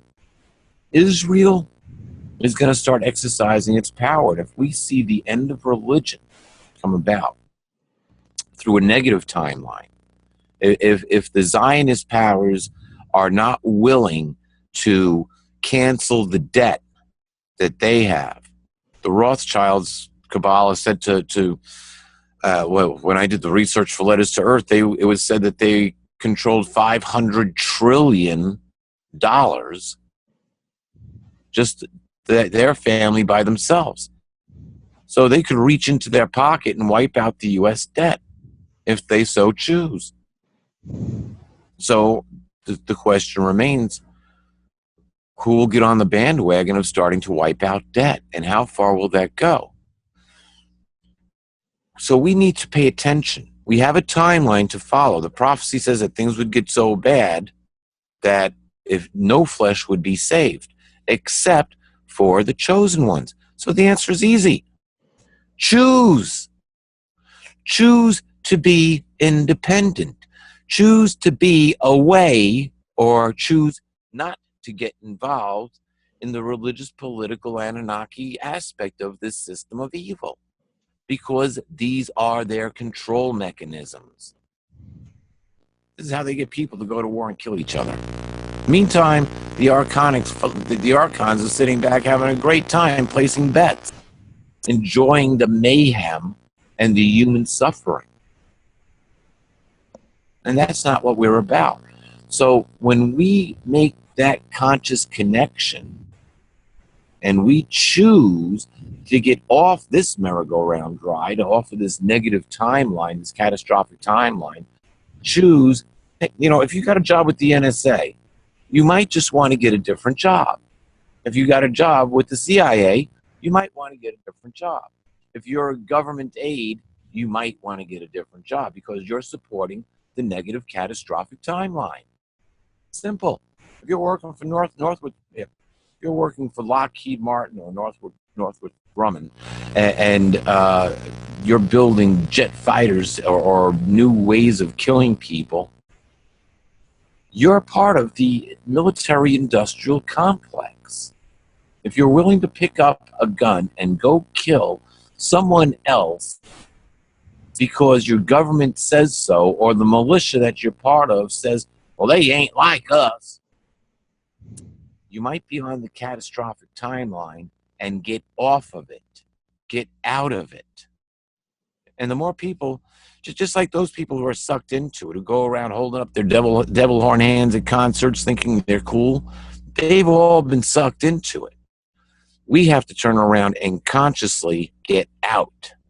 Stay out of that artificial intelligence meme, which wants us to hate and kill, which wants us to riot and burn, which wants black against white, Christian against Muslim. The prophecy in Revelation 7, I think it starts at 14, 12 or 14, says that a great crowd out of all the nations, every tongue, every tribe, everyone would be the ones who would live through this. A great crowd which no man could number. Turns out to be the chosen ones.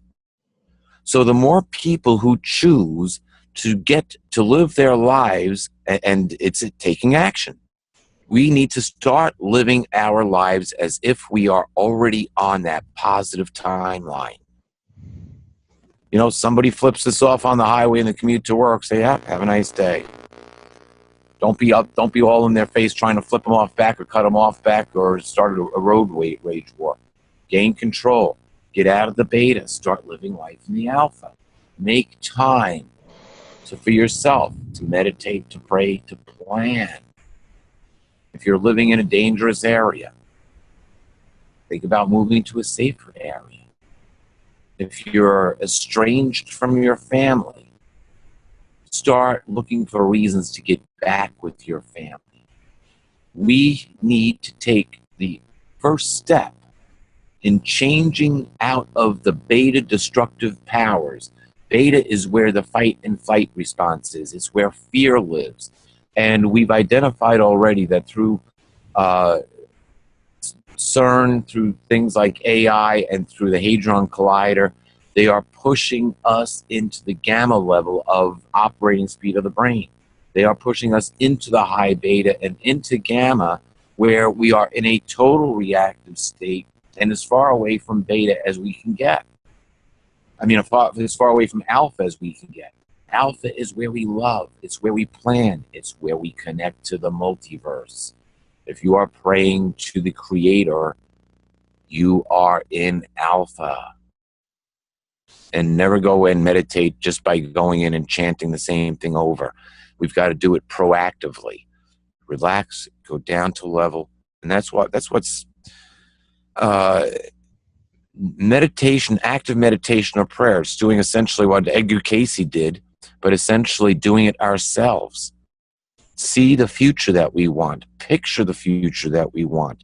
Once we start picturing things within our own mind at the alpha, theta, and delta levels, if we can get down that far, we start creating our futures.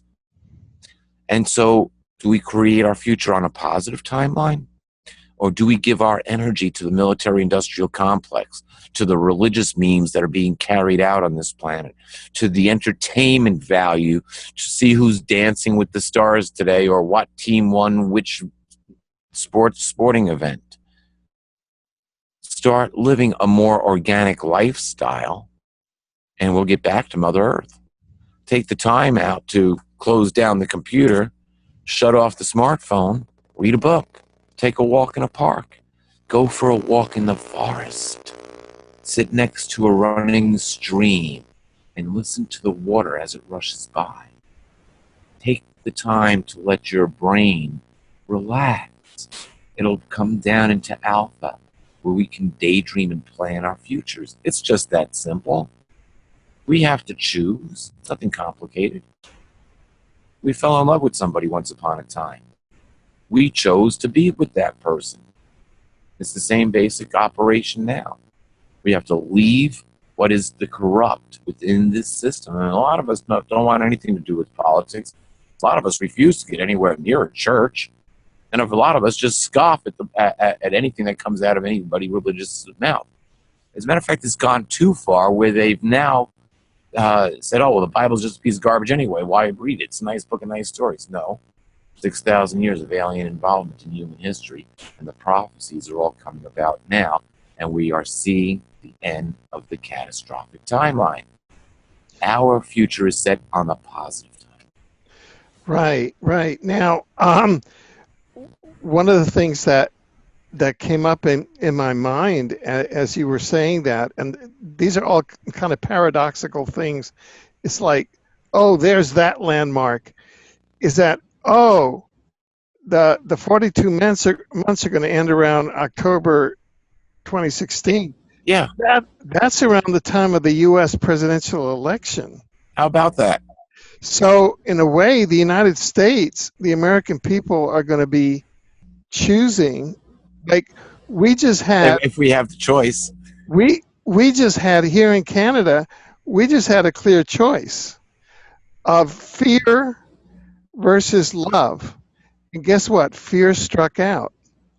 And yeah. You know, they tried to like, oh, you can't wear your niqab and cover your face when you're taking your citizenship oath. That was the wedge issue that the fear party tried to win on, and in the latter days they said, oh, the other candidates going to bring in brothels to your neighborhood and sell pot to your children, you know. So you found all this kind of fear stuff. So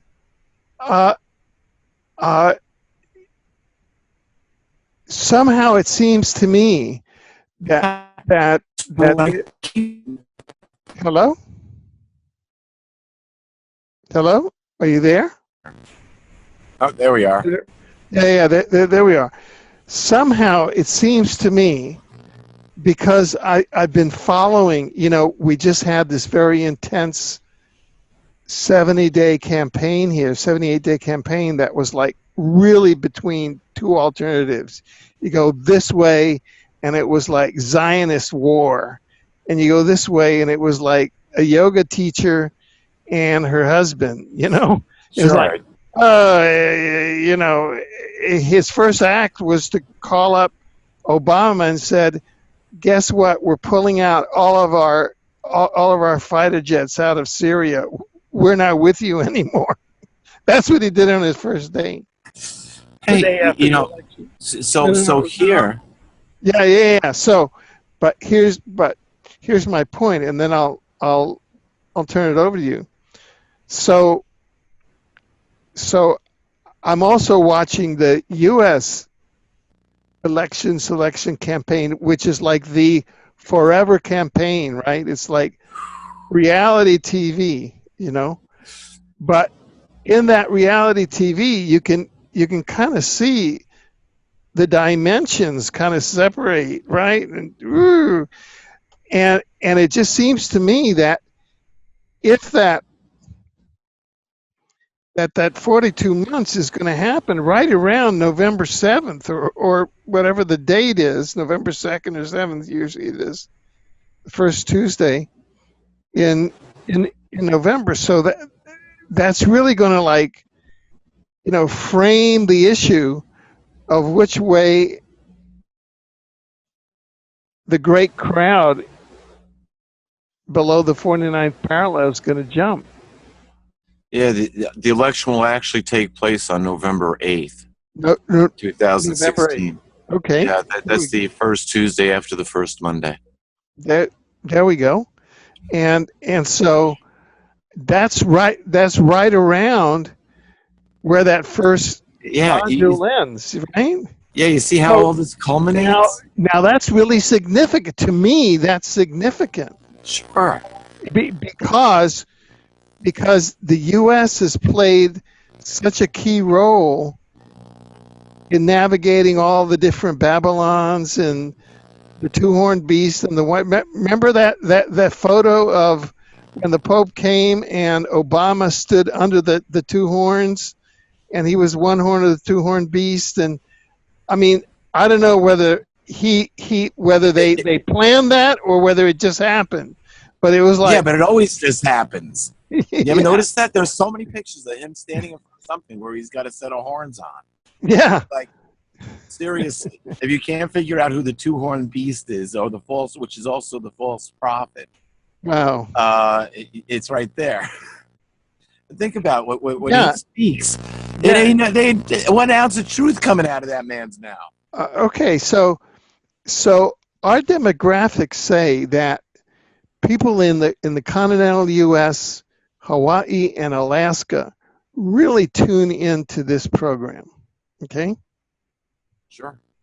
so we have about 15 minutes left in the segment, and I just want to ask you to take what we've been talking about, and we have the election coming up, and speak to those people, because it seems to me, we just elected a yoga teacher and her husband as president.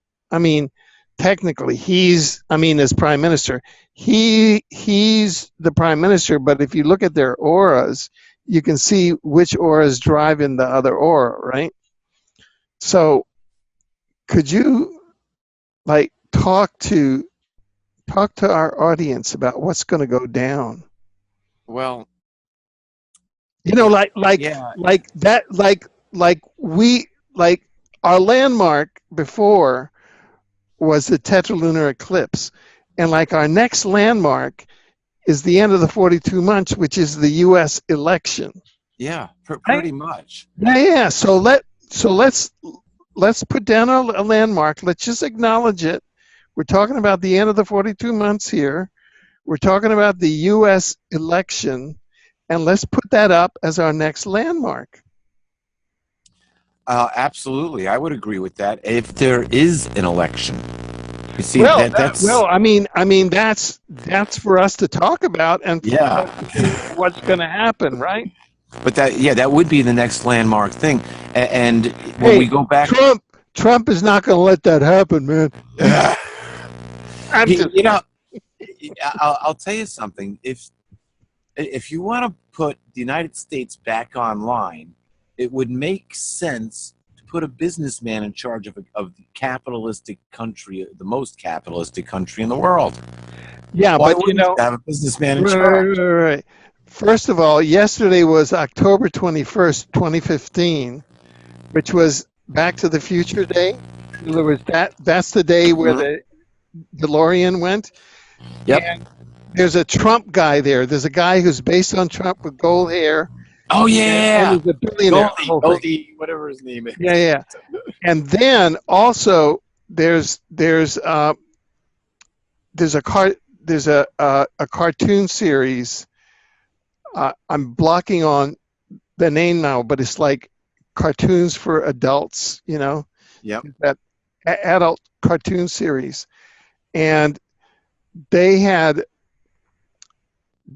talked about a Donald Trump presidency, and it's a disaster. I mean, it's like at the end of it, everybody's like picking themselves up out of the dumpster, and it's like lawlessness. It's total lawlessness. Well, Alfred, here's the situation. If we don't control our own money and someone else does, and they devaluate the dollar down to where it ain't worth anything, yeah, we are going to have total lawlessness. Yeah. You see, that's the problem, is that it's difficult to pull out of a system of evil when our livelihoods depend on said system. And while China is saying, okay, we're going to forgive debt, if the cabals that run the Western paradigm don't follow the same suit, and they collapse the debt system on top of us and hold us liable for the debt, that's a hard crash. That is a hard crash. Right, and then do a super EMP attack that knocks out all of the power plants, and you're going to have 100 million Americans dead in about 3 months. Yeah. As a matter of fact, when they did the study back, when they tested the grid and everybody was all upset, oh, they're going to shut the electric grid off. No, it wasn't that they were going to shut it off at all, obviously. It never went down. But it was based on a study to see how quickly they could get it back up, because they estimated that if the electric grid went down, I believe that the number that they came up with was 90% of the U.S. population would be dead in 2 years. Yeah, and you see, that's where that company that is looking at those population numbers in 2025, where the U.S. population is down to 69 million. Yeah, they've already got that figured in. Yeah, and see, that's only 10 years from now, i.e. now is 2015, 2025 is 10 years from now, and that would be the catastrophic scenario of the collapse of Babylon is falling, and they can easily do that with a collapse of the dollar followed by an EMP bomb. Oh, sure. Absolutely. And that's done. When we look at how the prophecies line up, everything seems to happen pretty quickly. And the one thing that we can say is that the time period of that 1,260 days that starts sometime next year, next October, we'll never see the end of that. We'll never see the end of those days carried out before the catastrophic timeline ends. The catastrophic timeline will end within that period. Because those days have to be cut short. Those days are cut short. Otherwise, nobody's going to be left. Yeah, they are going to turn around and carry out their catastrophic event, and that's going to be unacceptable. So it's going to be whatever they do. They're going to be allowed to start it, because it's going to be the last judgment that us, you, me, and everyone else who choose to be part of the positive timeline, we will be witnesses by two witnesses. And remember, we're going to be doing this in sackcloth. By these two witnesses, we will be able to testify that this crap ain't never going to happen again. Well, you know, I always resist anything where I'm projected into, or there's projection of me into Book of Revelation or any of the. No. The figure because I had that Holy Spirit where He came down and said, "Thou art Peter, and upon this rock I found my church." So I've been through 40 years of that. So I'm not going to be the two witnesses or. No, it's a figurative two witnesses. Alfred. Okay. It's the legal two witnesses. I see. So, as if we were called in on a court case, and let's say 1,000 years in the future, you and I are still alive, we've had our DNA replaced or repaired, and we look better than ever. So you're talking about life extension? Yeah, I can get into that. Yeah, you see that now that because that's where we're headed. Once the catastrophic timeline collapses, now we go into life extension. Now we get our DNA repaired. Now we get ready for the next step. And that is on the positive timeline. This is what nobody ever wants to talk about. We have to avoid the catastrophic timeline, and that's why I said we need to start living our lives as if we are already on the positive timeline. Right. But here's the scenario. Let's say you, myself, and let's say 20 other people who have lived through this time period. Right. Let's say they get us together and they sit us down and they say, you know, you are some of the oldest and wisest on the planet, and we're thinking about starting this new paradigm, and it's a new way of living, and it's going to be based on dollars and cents, and starting up a system of banking, and where you and I and everybody else there would shut that down so fast, it would make whoever's idea came up with that, it would make their head spin. because we would never let this paradigm happen again, because we saw the final result. And so the two witnesses being a legal entity as opposed to literally two people will never let this happen ever again in cosmic history. We will never let ourselves be subjected to an alien rule. We will receive our freedom, and we will maintain our freedom, and we will continue to go on and develop. We've got a very, very long ride. This is only the beginning. When you start looking at where the scriptures are actually taking us, it's to populate the third dimension with the human family. Oh, okay, so let me jump in and kind of just play some games now. Sure. So does that mean like to opt out of participating in the 2016 election? If you so choose. If you so choose. And if you want to, you see here in Canada, there was pretty much a consensus of 68% of the voters. And they said, we want to get this one guy who's a conservative prime minister, who's really was driving the country toward the moral ditch. And so everybody got together and said, we're going to vote strategically because they have the parliamentary system here. Mm-hmm. So it was a huge strategic vote to vote him out. People who were who were New Democrats voted liberal,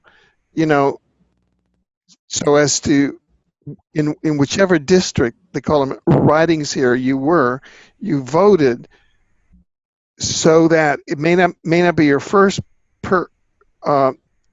choice, but you voted for the person who was going to keep the crazies out of power. Sure.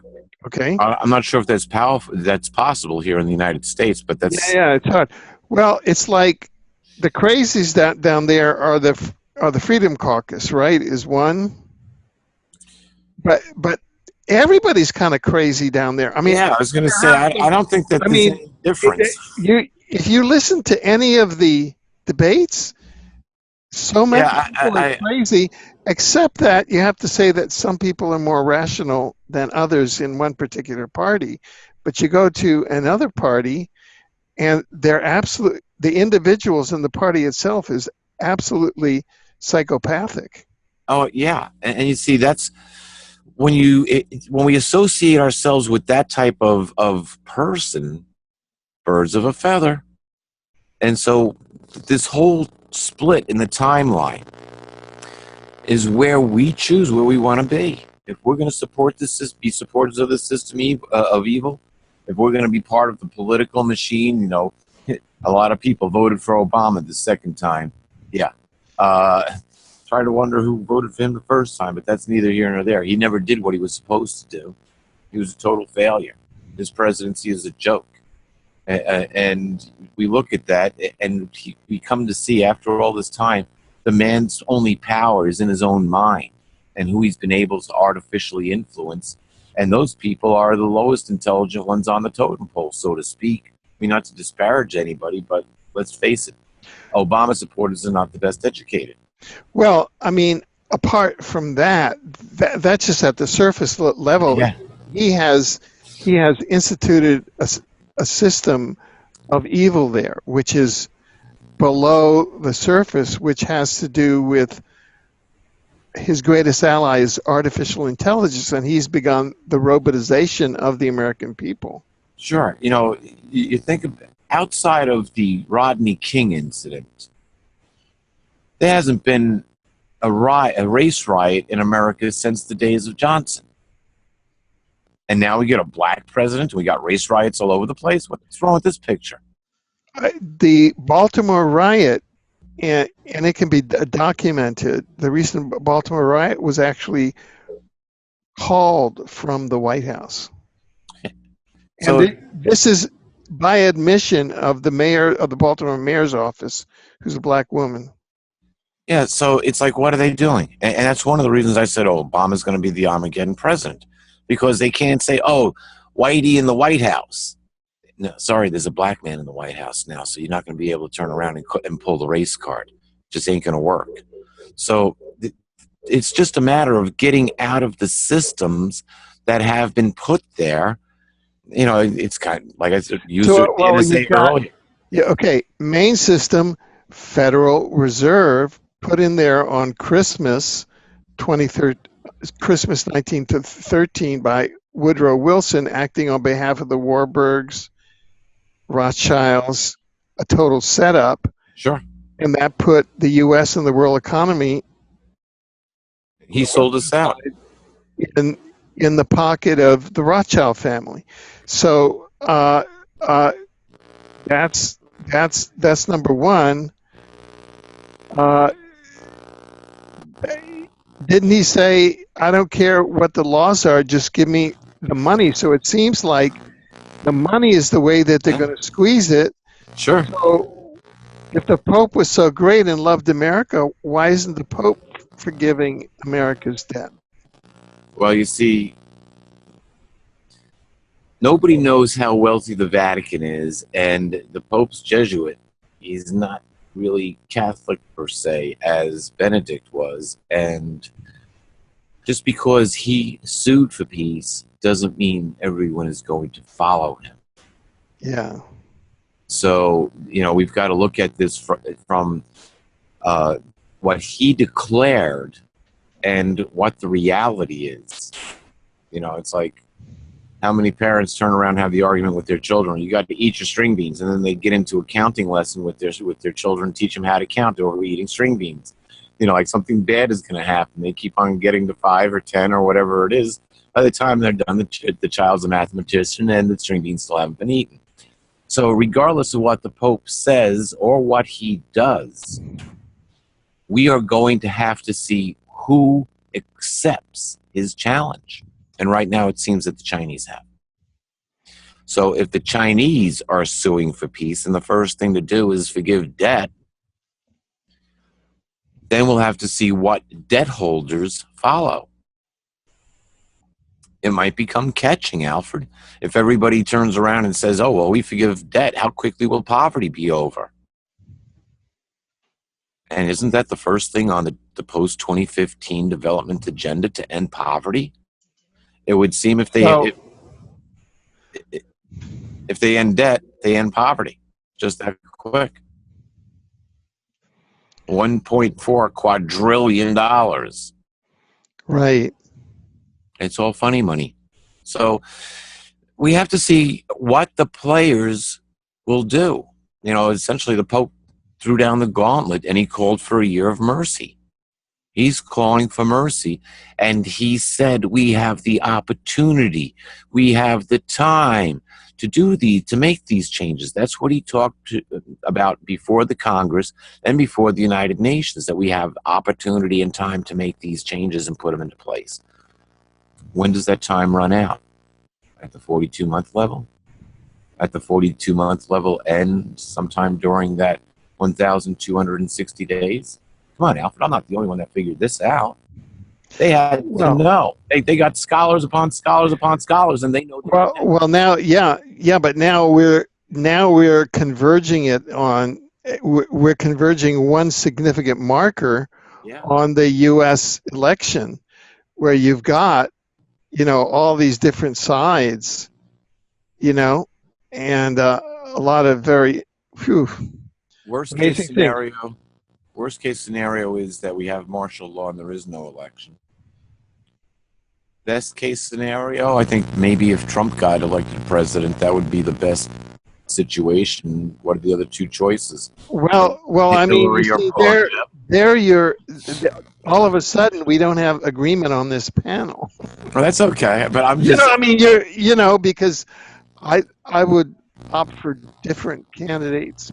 You could have anyone you want. I don't care. It doesn't make any difference to me. Yeah. I'm looking at what is the most opposite.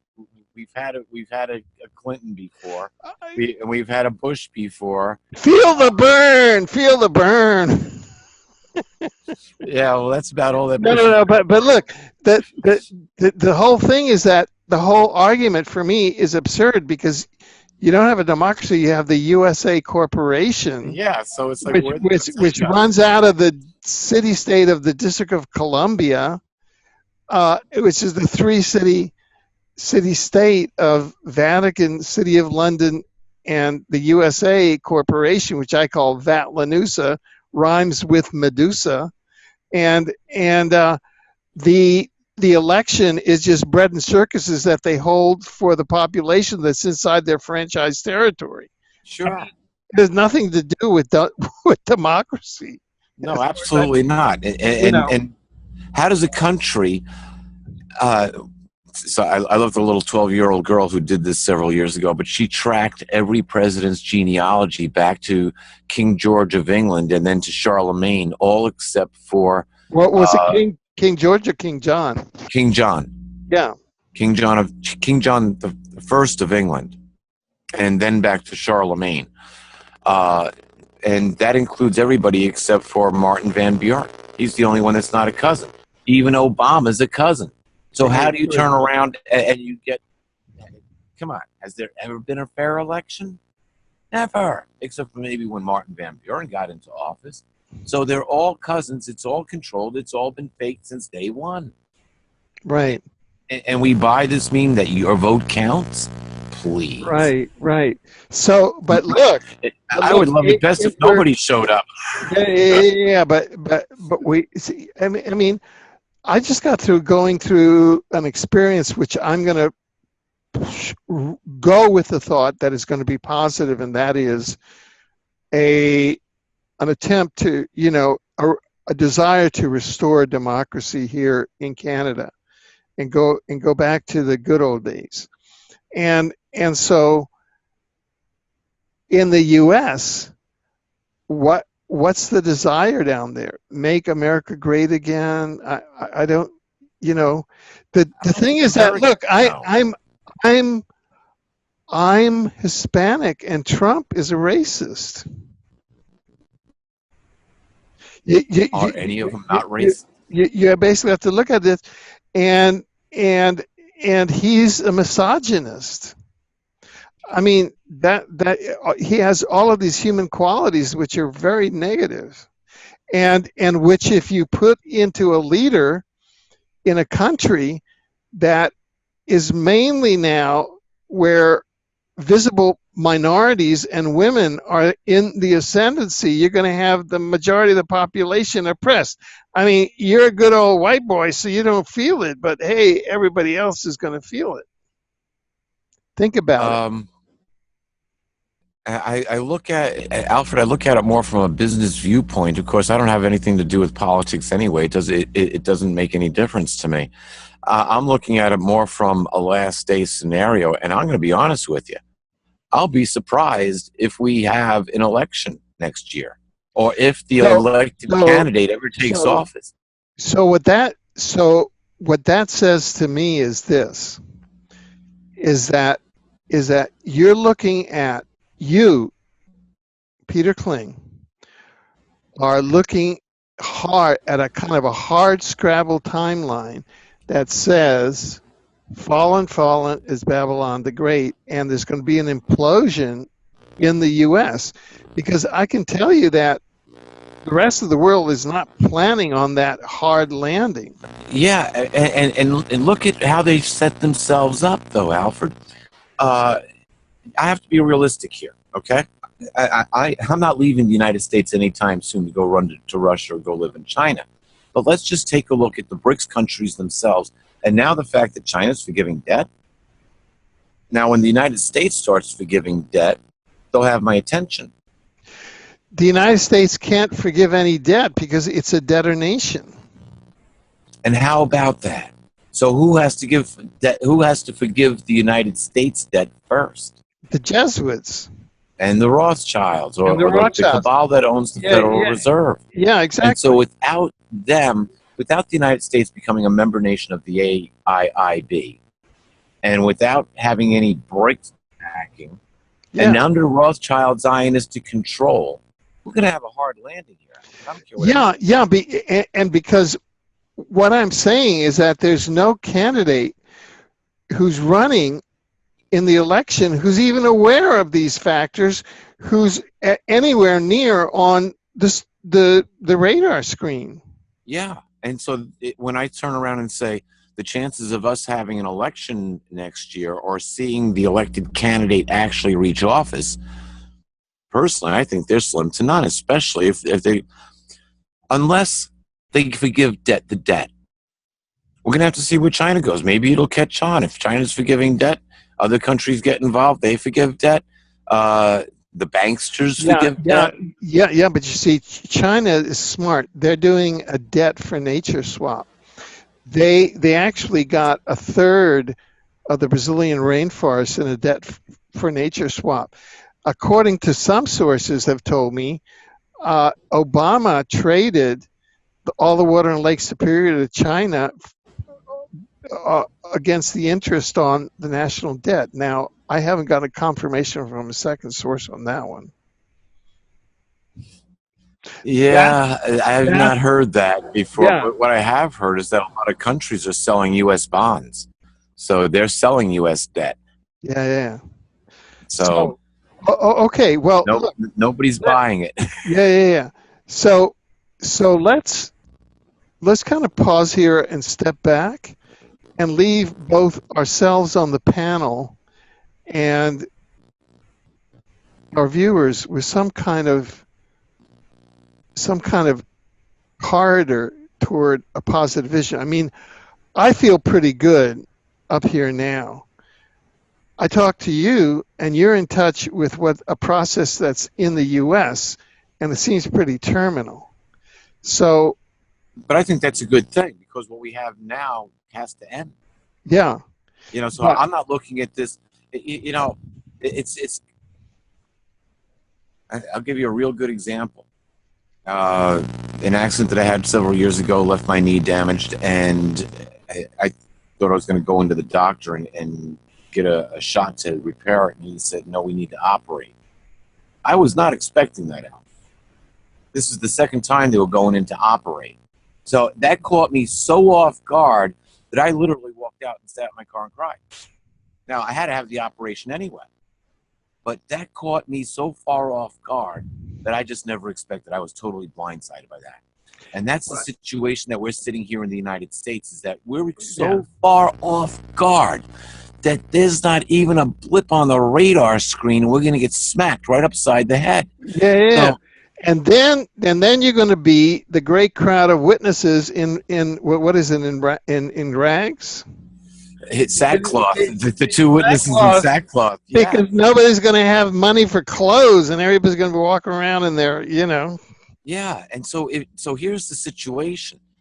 If we, especially here in the United States, I mean, it's obvious we're left out in the cold here by our government. Our government has done nothing. We've not joined the AAIB, and we've not become maybe we have. Yes, we have become part of the BRICS, but we're not one of the founding members of it, and we're stuck dealing with the U.S. has not become part of the BRICS.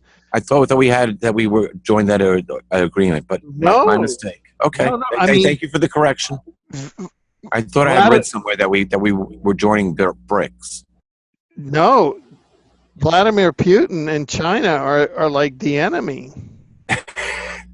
Well, I knew that we weren't going to get close to the AIIB, but I thought that we were going to do something along the BRICS lines. I'll have to go back and double check that. No big deal. Regardless, it's the BRICS versus the versus this. Yeah. It's it's the BRICS versus the pyramid. The versus what? The pyramid, the king of the South, and that's exactly what we're seeing is the setup of the end of this. Yeah. That I use this to buy my bread. If I don't have an alternative mean, and this toilet paper. There are a lot of local currencies. In fact, if you go to Rochester, New York, there's a lot of local currencies. Vegetable gardens do great. I mean, we have a vegetable garden in our backyard here. Man, they do great. And absolutely. But Uh, leave our audience with an insight. Give us some final words.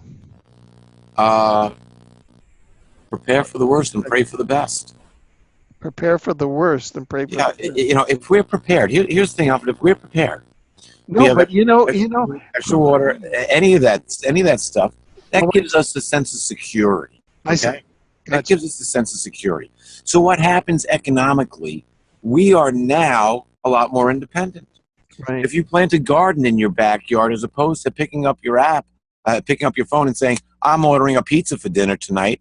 No, but now you've got a garden in the backyard where you can get fresh fruit and vegetables. Fantastic. You're living your life on a positive timeline. You're preparing. And that's what we all need to do, is to prepare. Or go to, and go to candidates forums, election candidates forums, and start raising questions with the candidates as to why they aren't joining AIIB to get the U.S. debt forgiven. Yeah. And, you know, when you start looking at things like that, then now, you see, you're questioning the people in charge. Now the people in charge are saying, what do you mean? Because most of them don't even have a clue. Nobody is asking at any of these forums, why aren't you joining BRICS and AIIB to get the U.S. debt forgiven? Because it can never be paid off, as astronomical, and the gold exists there. The Red Dragon family has it. Yeah, and so you see, the paradigm here has to change. That's why I say be prepared.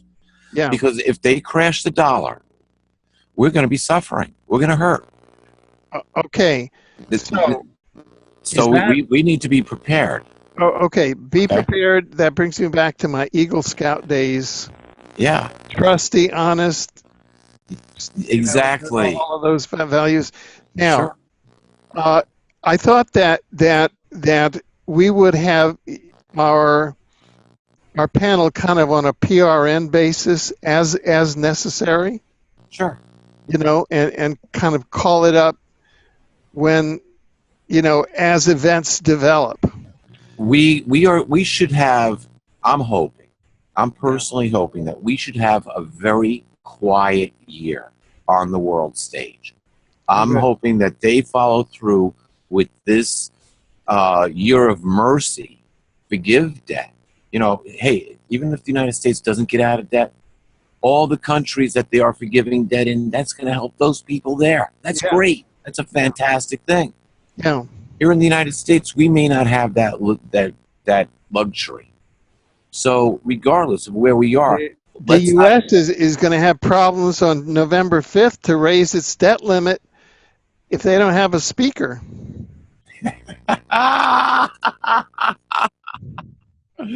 No, the legal consequences. You see how insane this gets, though, Alfred?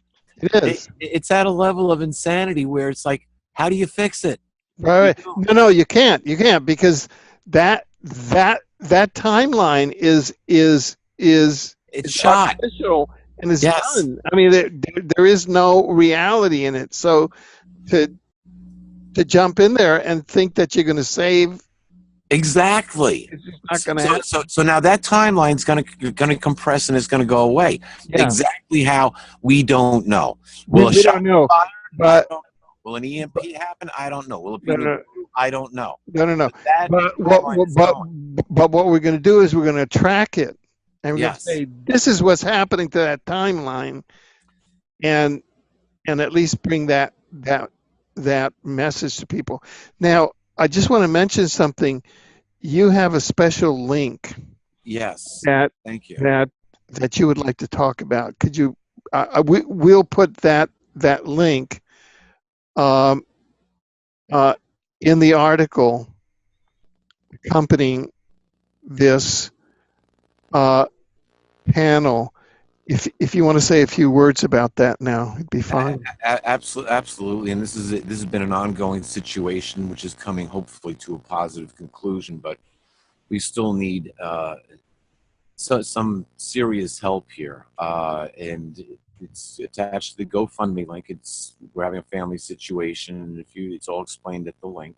And if you would, www.gofundme.com. and it is /B as in boy, 32 A as in apple, U as in under, 5 T as in Thomas, 5 K as in Kling. We are asking, my son's on the verge of losing his house, and we're trying to get him to get to another location, or at least get a temporary stay on him resolving this situation. But one way or the other, he's really behind on the 8 ball. I've got another grandchild which is due in January, and he is looking at 3 more weeks before the sheriff's sale. So we are in dire need. November 16th, I believe, is the day for his sheriff's sale, and we're trying to stop this. And unfortunately, we live in a corrupt court system here in this section of Pennsylvania. So at least getting him and his family to another place to live is going to be very important at this juncture. We're going to miss our goal, but I do want to thank those people who have helped. It has been beneficial. We've had a substantial amount of folks that have contributed, and so I do want to thank you in advance. And also, I would like to add that anyone who does want a PDF copy of Letters to Earth, just write me at one@peterkling.com. Send me a request or join me on Facebook, and I'll make sure you get a free copy. As far as the GoFundMe link, if you can't make a donation, please post the link. Maybe someone else can. And that's pretty much all I can ask for is your help and assistance. And hopefully together, we will get through this system of evil and be on a much better paradigm, on a much better timeline than the combined insanity that we're facing now. It would be so great on a personal level if the debt system were to end, wouldn't it, Alfred? I mean, it would be just perfect. And yet, that's what the hands that are controlling this, they can do that. They can bring this whole situation on this planet in for a safe landing, so to speak, as opposed to controlling it and crushing it. So, yep, prepare for the worst, but pray for the best, because we're on that positive timeline. Right. So here is for we'll envision and we'll co-create a great crowd coming in for a soft landing. Yeah, into the organic timeline. Yeah, and that's what it's really back. And if we are out planting a garden, or being nice to people, greeting people, kind of like the old the Norman Rockwell America, so to speak. Yeah. Great. That's what happened here in Canada. All the young kids, all the youth came out and they voted for bringing back the old Canada with all of its good values. It was a values election. That's what you need in the States, but the real Rockwell stuff, not the bling billionaire stuff. Whatever. Yeah. I mean, and so we have to let it separate. We have to let it do its thing. Yeah. Those people who are supporting that timeline, goodbye. See you. It was nice knowing you. Those people who know enough to get out of that system, to leave that system of Babylon, hey, we have very little to worry about. We have a guaranteed future, and it takes only our choice to do it. Right. We don't have to be some secret group. We don't have to be part of a secret entity. We don't have to join a special religion. We just have to want to be free and to be loved, to love each other and to be loved on a cosmic level. Once that happens, Alfred, our future is so fantastic that we will become spacewalkers and time benders ourselves in our own right within the third dimension. We just have to get there first. Restoration before we can progress. Amen. Or in other words, back to the future. Back to the future. Exactly. Okay. Well, on that note, I really want to thank you for joining us today, and I look forward for our panel coming together as events develop. Let's hope everything stays nice and quiet for a while. Yeah. And that'll give us time to prepare, time to get ready, time to be in a more safe place, or get your seeds for a garden, or get a little bit more food collected just in case. Yeah. Once upon a time, everybody used to have enough food for at least a year. It was going to be a year before the crops came in again. So, Yeah. we have to start thinking in those terms along organic timelines in harmony with the earth itself. Get back in the seasons of things. AI is dead, or soon will be. Amen. Anyway, Alfred, an absolute pleasure. Peter, Nice thank to you. be at the Upper Theater again. Great. Have a great day. Love and Okay, blessings thank to you. all. Thank you very much.